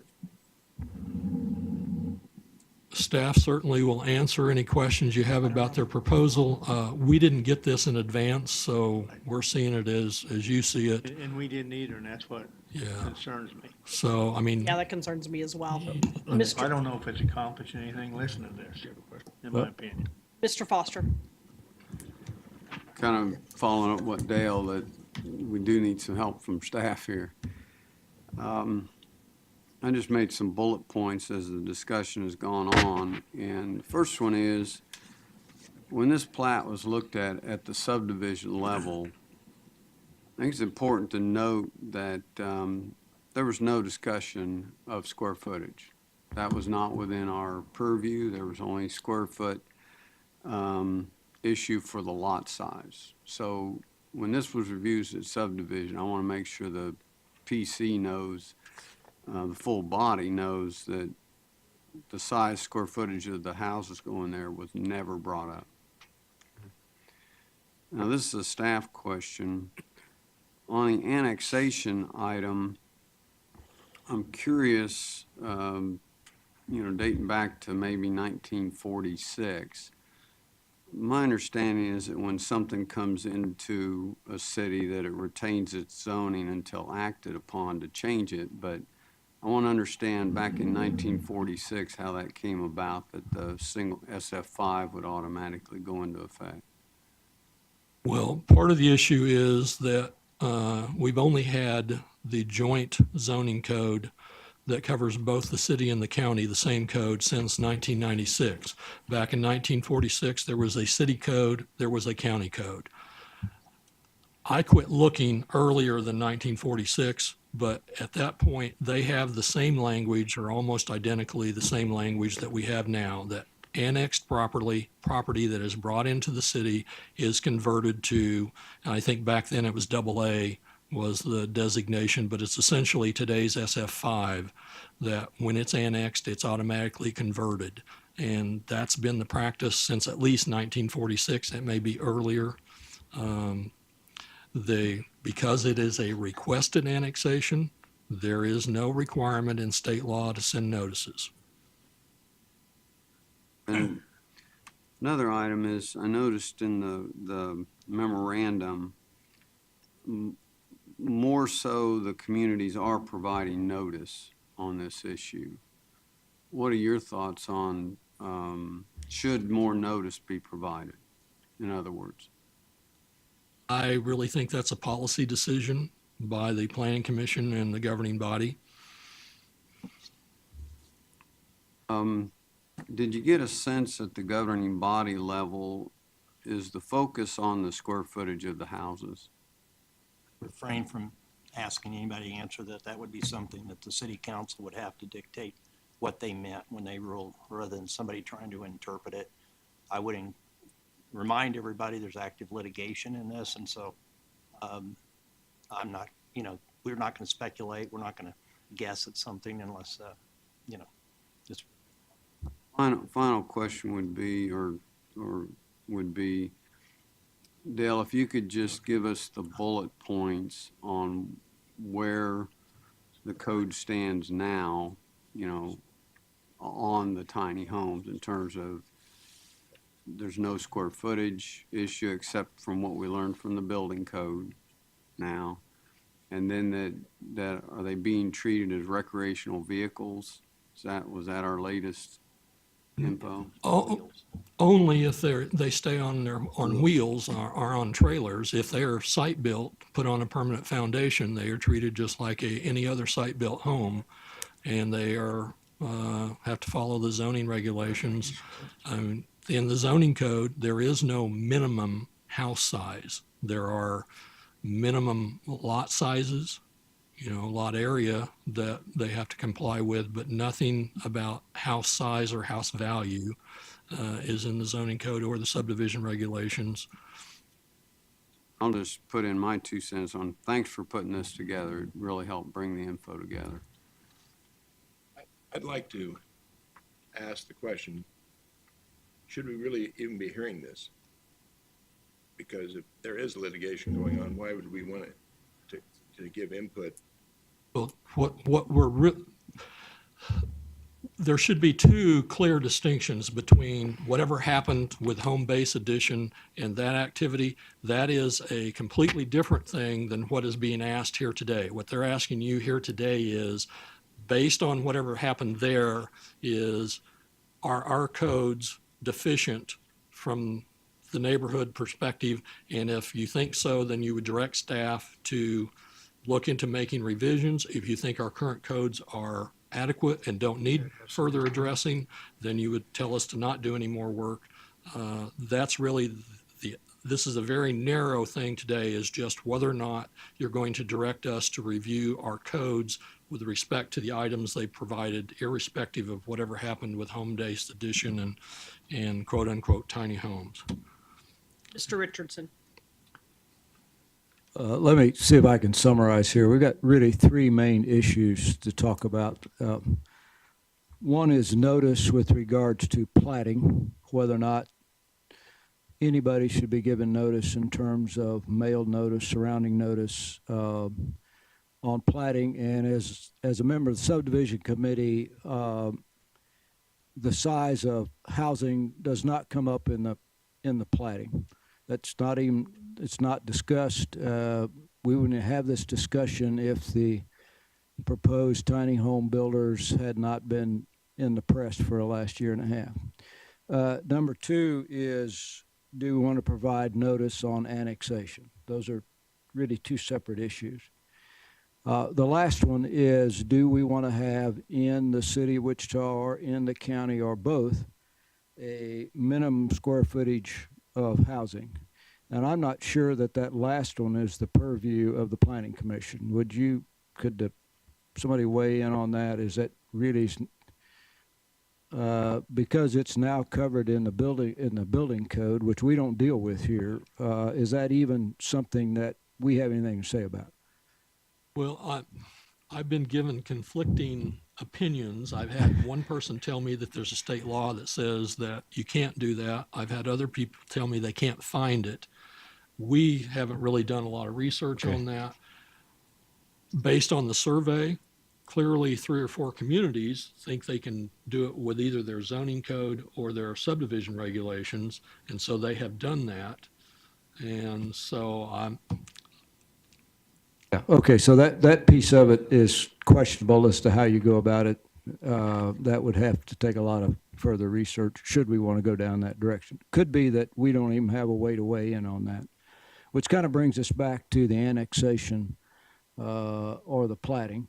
And again, I'll come back to who has the say on annexation. I don't think it's the Planning Commission. We don't deal with annexation, we deal with platting. So that issue would have to be taken up with the city and or the county. Is that right? So that's not the place to talk about that. So we're really down to notice on plats. And when we have plats, we talk about the size of the lots, we talk about access, we talk about streets.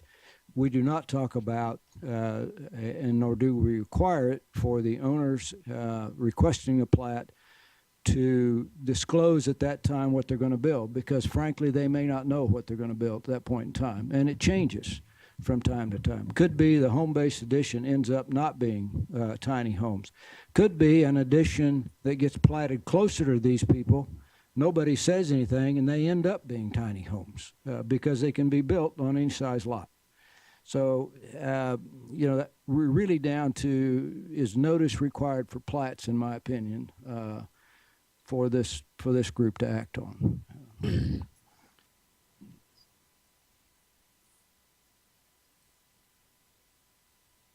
Okay, any other questions from the commission at this time?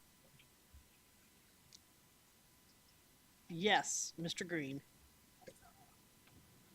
I would almost be in favor of tabling the discussion on anything that has to do with this item until after the litigation piece has been resolved on the home-based addition.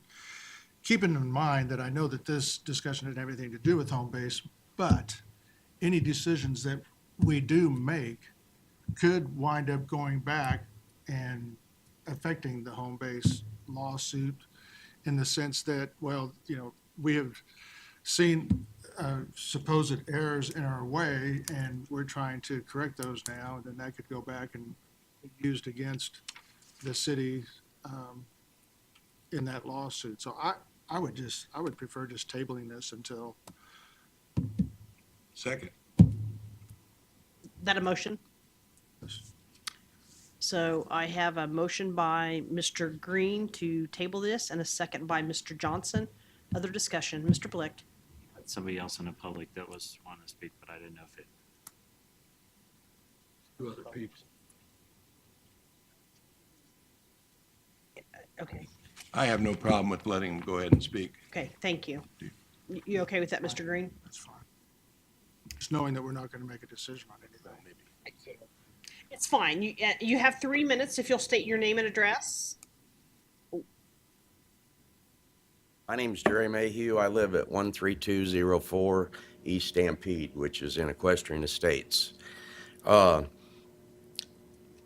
First off, the gentleman here in the red shirt, he's talked about a couple things to do with wells. Different places said, no, you can't do that. Other places, well, yeah, you can. So it kind of looks like to me we're putting the cart in front of the horse on this. Besides that, I do think it would have only been fair that we were notified about this, considering what our homes are. You got Cambria on one side, and they just about throw a stone over there to these small homes, and a lot of those homes, $650,000. People worked hard to get that money and build a nice home in an area where they thought everybody would have a nice home. Nobody's against tiny home projects because they need to be done. But on the other side of it, you mentioned that a person could, what was it, 175 square feet could actually build one of those if they wanted? Or, Per the building code, oh, they okay. certainly could. Thank you for that. Because I'd like to know where you're going to put your furniture in that. Where are you going to put your furniture in there? You going to sleep on just a couch or something with a couple dogs or your wife or kids, or you got no driveway, nothing else? And I appreciate you not shaking your head while I'm talking, please. That to me, you're just not thinking, guys. I don't know how many people in here ever come up poor. I did. I moved to this city, moved into something like this, got out of it as fast as I could. But it was a start, but they can go downhill really, really fast. And that's what our concerns are in Sierra Hills and all the surrounding neighborhoods, is about how fast this will go downhill, and everybody up here could care less. Hey, we're just trying to do the right thing for poor people. But how about considering doing the right thing for everybody that's moved there and done the right thing and paid the price to have a really, really nice neighborhood? These homes should be built somewhere, but I'm just not sure.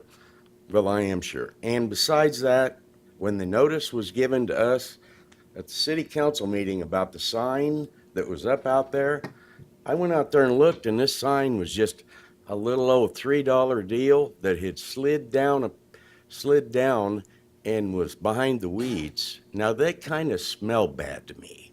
If you're that proud building those kind of homes in there for these poor people, you'd think you could at least put it up on a fence post or something rather than hide it, because that's what it looked like they were doing. They were hiding it. Sir, your time is up. Would you like an additional 1 minute? No, I'm fine. I think you're ready for me to quit. Okay, thank Okay, you. thank you for your Any time. questions from the commission? Nope, not at this time. Thank you. We have others. Okay, if you'll step to the podium and provide your name and address, and you have 3 minutes. My name's Frank Hager. I live at 1657 South Willow Oak Street, right off of Harry and 147th. My concern is simple. Why? I have a house that I paid for. I'm living there. I'm retired there. We didn't know anything about somebody digging up a piece of farmland back there and putting future ghetto. And that's exactly what they'll be. I just came back from Denver on Saturday night and saw one of these little tiny communities. They turned it over to the homeless. I hope you all enjoy what you're doing to us. The main issue right now is simple. Why weren't we notified? It's affecting everybody who lives around that field, and that's all it is. Does the school know about what they're doing? Did they know about that? I'm sure they would have screamed bloody murder about it. That's all I got to say. You might want to think about, you need to notify somebody, whether the city, the county, or whoever else shuffles this stuff around. There's people who live around it and are concerned. Any questions? Thank you. Any questions from the commission? Mr. Richardson? Just so we're clear, had notice been mailed, you would have gotten a notice that said two things. One, it's going to be annexed. Number two, it's going to be platted. There would have been no notice about the size of the homes. Do you understand that? That would not have mattered, sir. The whole point was, it's a big field out there, and people are selling them, and they're building homes all over the place. Well, You but- drive by anywhere you want down there, and there's some kind of home area being knocked up. The point was, though, is we knew about it after the fact, and we got no notice from anybody that had been transferred from the county to the city until we found out all of a sudden they're going to put this. You know where was that? In the newspaper. And I don't read the newspaper because I don't read it. It's trash. They all lie now. So, any other questions? Questions from the commission? Thank you. Anybody else from the audience? Yes, sir. If you'll step to the podium. State your name and address, and you have 3 minutes. Hi, their name is Jim Groff, 1742 South Triple Crown Street.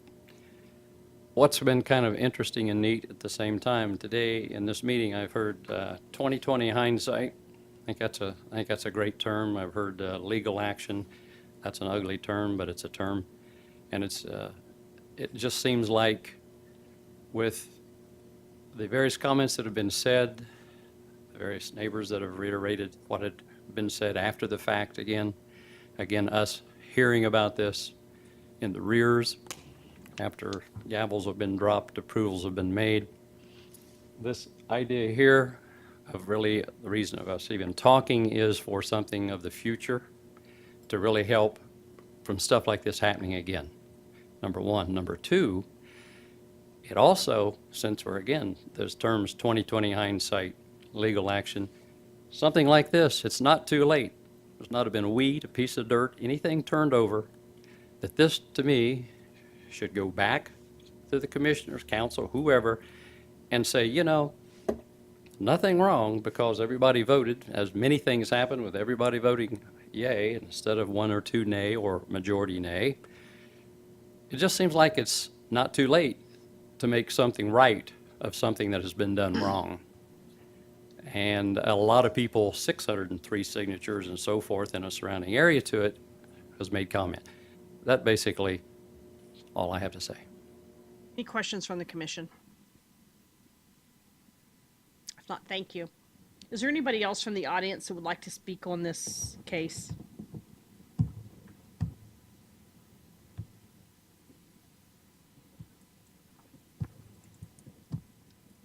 All right, so I'm going to bring.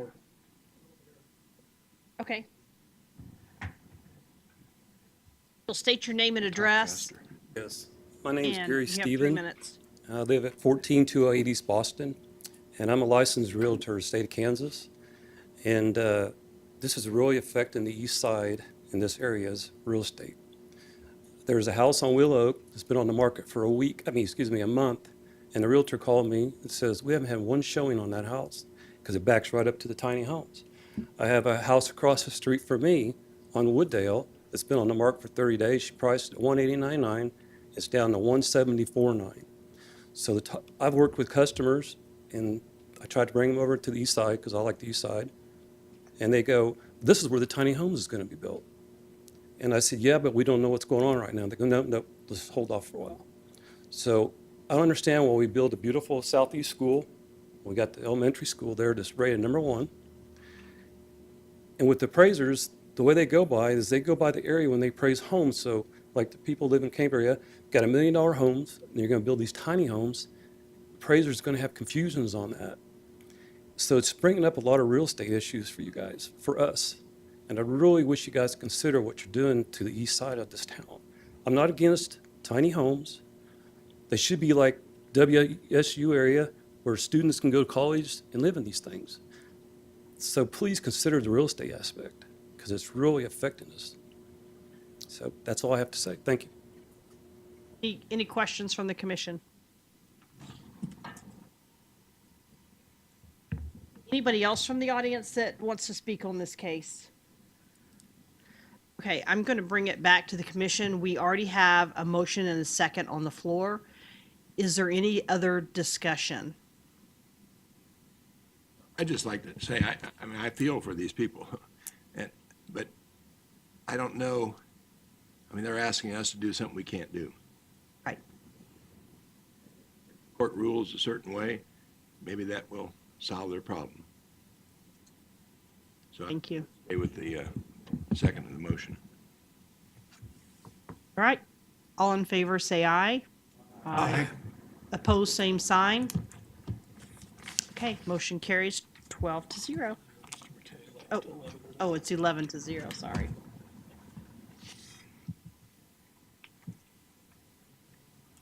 All right. We are moving on to agenda item number 12. Is that correct? DER 2018-00013. And Mary's here to present.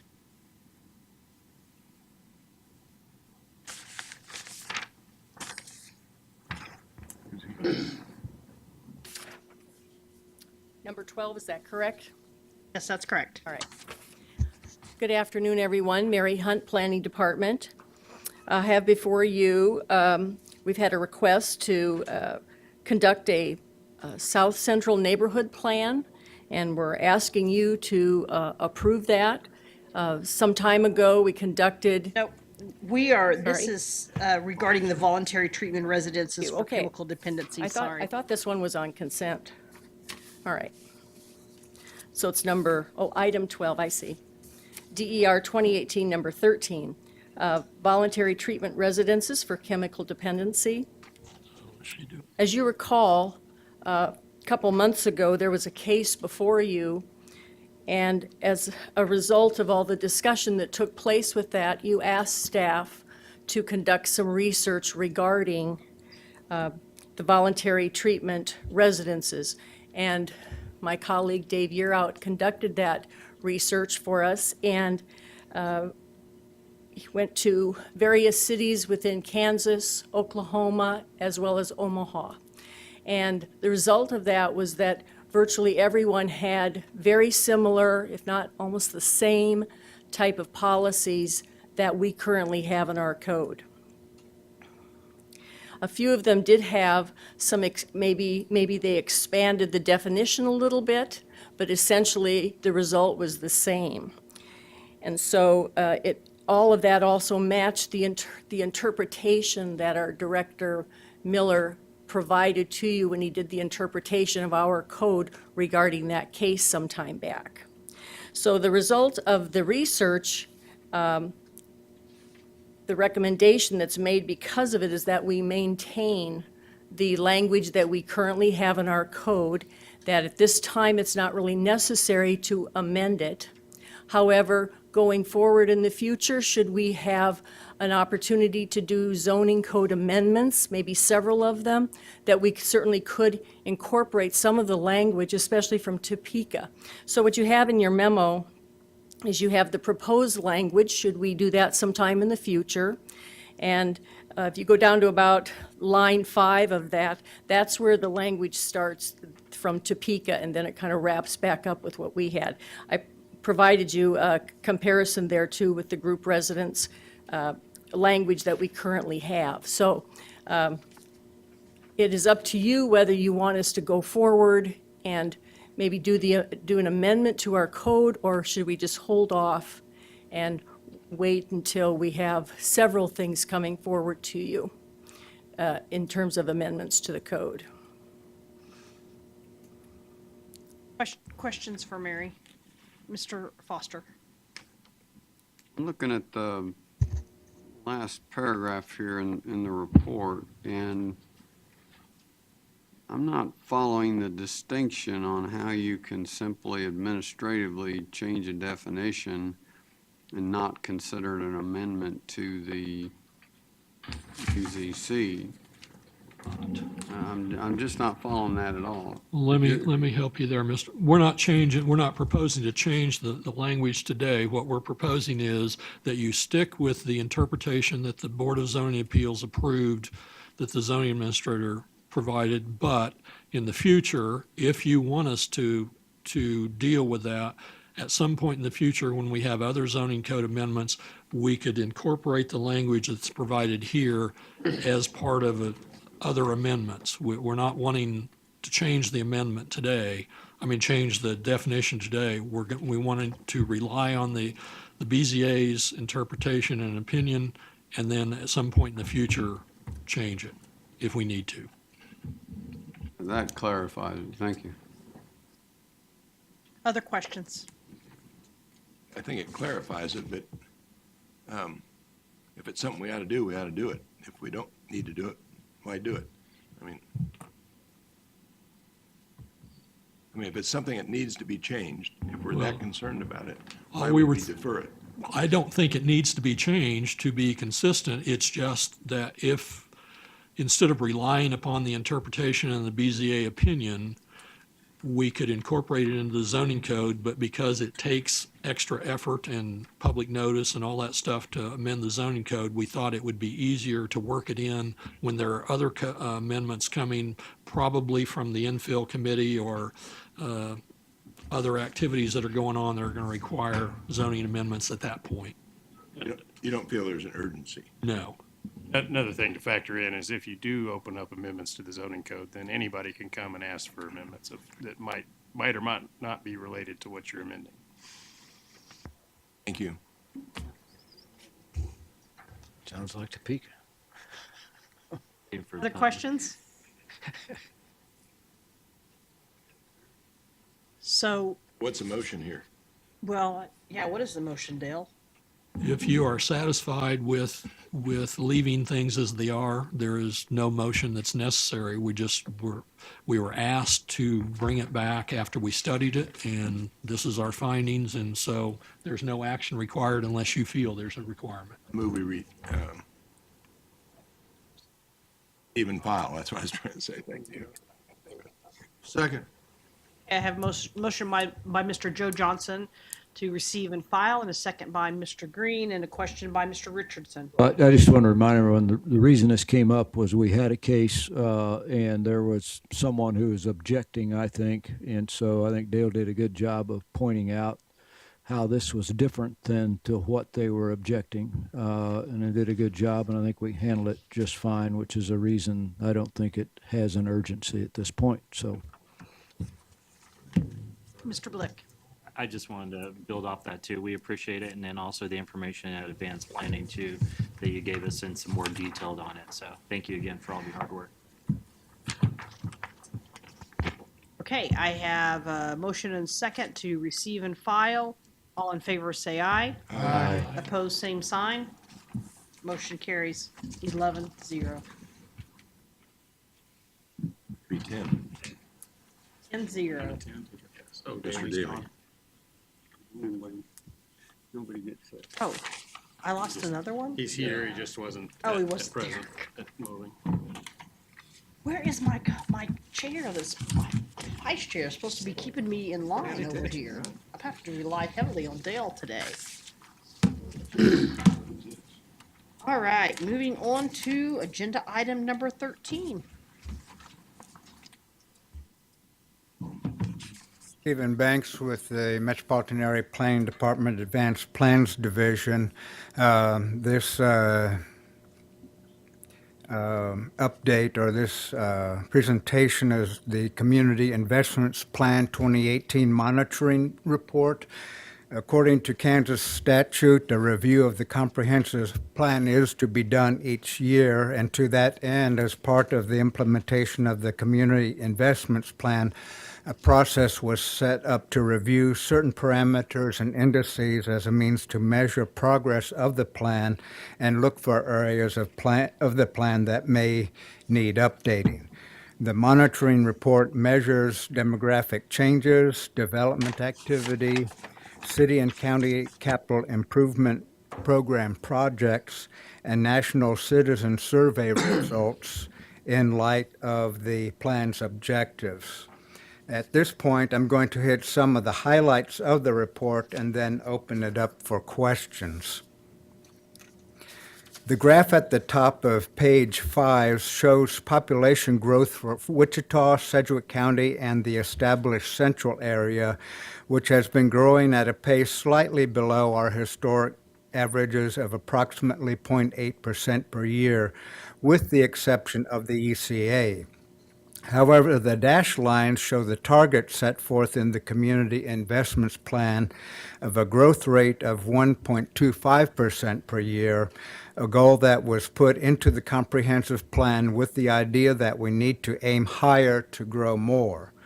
We are falling short of those targets with the exception of the ECA. Downtown development and other projects have resulted in population growth exceeding the target levels until 2016. The U.S. Census numbers do show Wichita and the ECA having population declines for 2016. However, these decreases do fall within the margin of error for the census data, and there may be factors that are keeping people from responding to the census due to the current political climate. The main takeaway on this issue is that these projections do not need to be revisited as we look to updating the comprehensive plan at this time. I would recommend waiting until after we get 2020 census numbers at this point.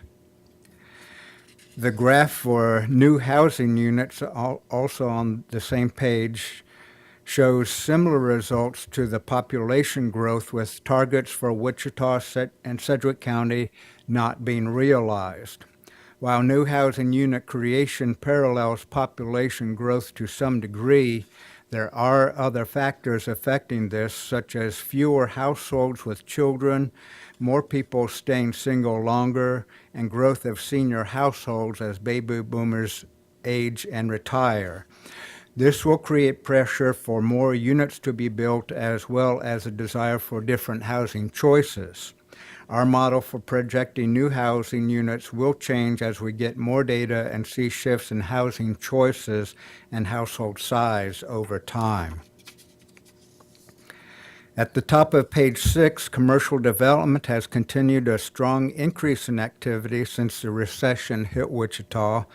The very high numbers in 2014 and 15 were the result of the Eisenhower Airport construction. But 2016 and 2017 numbers do show a strong positive increase. 2017 saw a 14% increase over the 5-year average for Sedgwick County. Growth in employment has been very slow, with the lack of growth in high-tech industries like aviation having an impact on overall employment growth for the region. Consolidation in the aircraft sector, along with increased use of robotics and aircraft manufacturing, have contributed to this. However, long-range forecasts for the industry are looking good. On the next 3 pages, you have several small graphs that highlight some of the data given in the spreadsheet pages that follow. A few of the National Citizen Survey results are highlighted on page 7. Overall scores for Wichita are trending positive in this survey. In other words, citizen surveys, this is a nationally validated survey that takes place in many cities by the International City Managers Association, but they're showing positive increase in scores by Wichitans in comparison to other cities. Page 8 shows how capital improvement program projects are matching up with the community investment plan priorities. Transportation projects are the highest amount of dollars invested in infrastructure, with a large amount still going in Category 3 projects.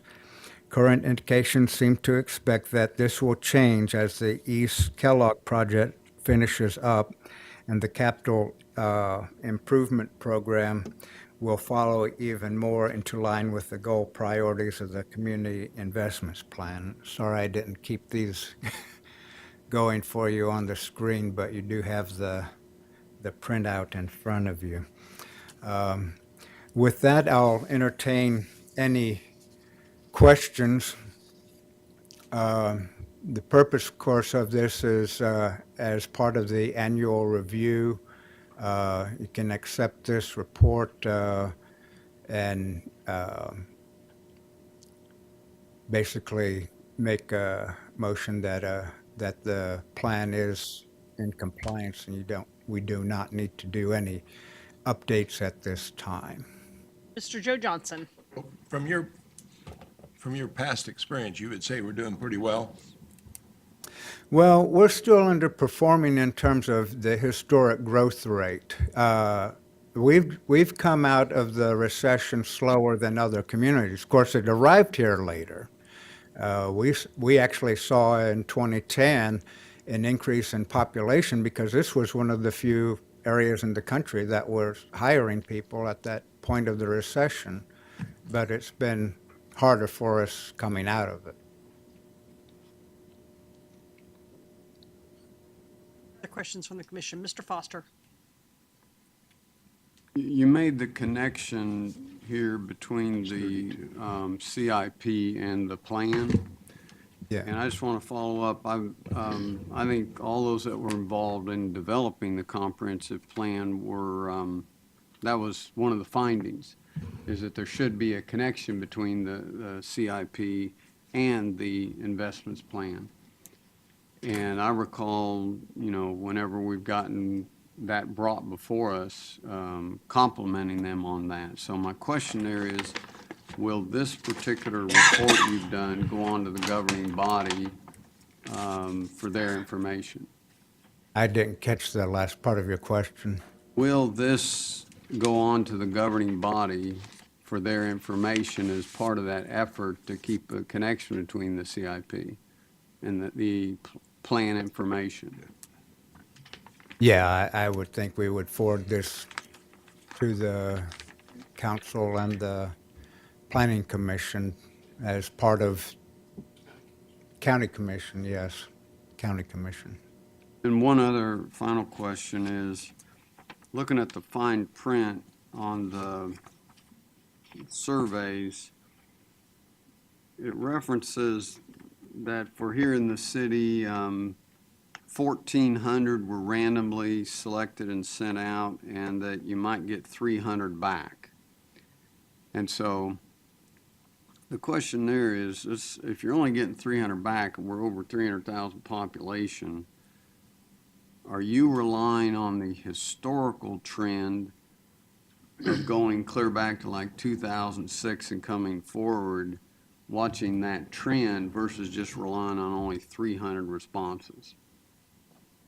Well, I'm not exactly sure how they compile that, but that is considered statistically valid in terms of survey for the number of responses, but also the percentage of responses. And to answer your question, yes, we are focusing on the trends of the survey results. Thank you. Mr. Green? I'd like to move that we take the recommended action, which is to accept the plan and with no amendments, extensions, or additions necessary. Okay, I have a motion by Mr. Green and a second by Mr. Blick. Any other discussion? All in favor, say aye. Aye. Opposed, same sign. Okay, motion carries 10-0. I'm back, so it's 11. Oh, He's back. you guys have just got to stop. With that, we are adjourned.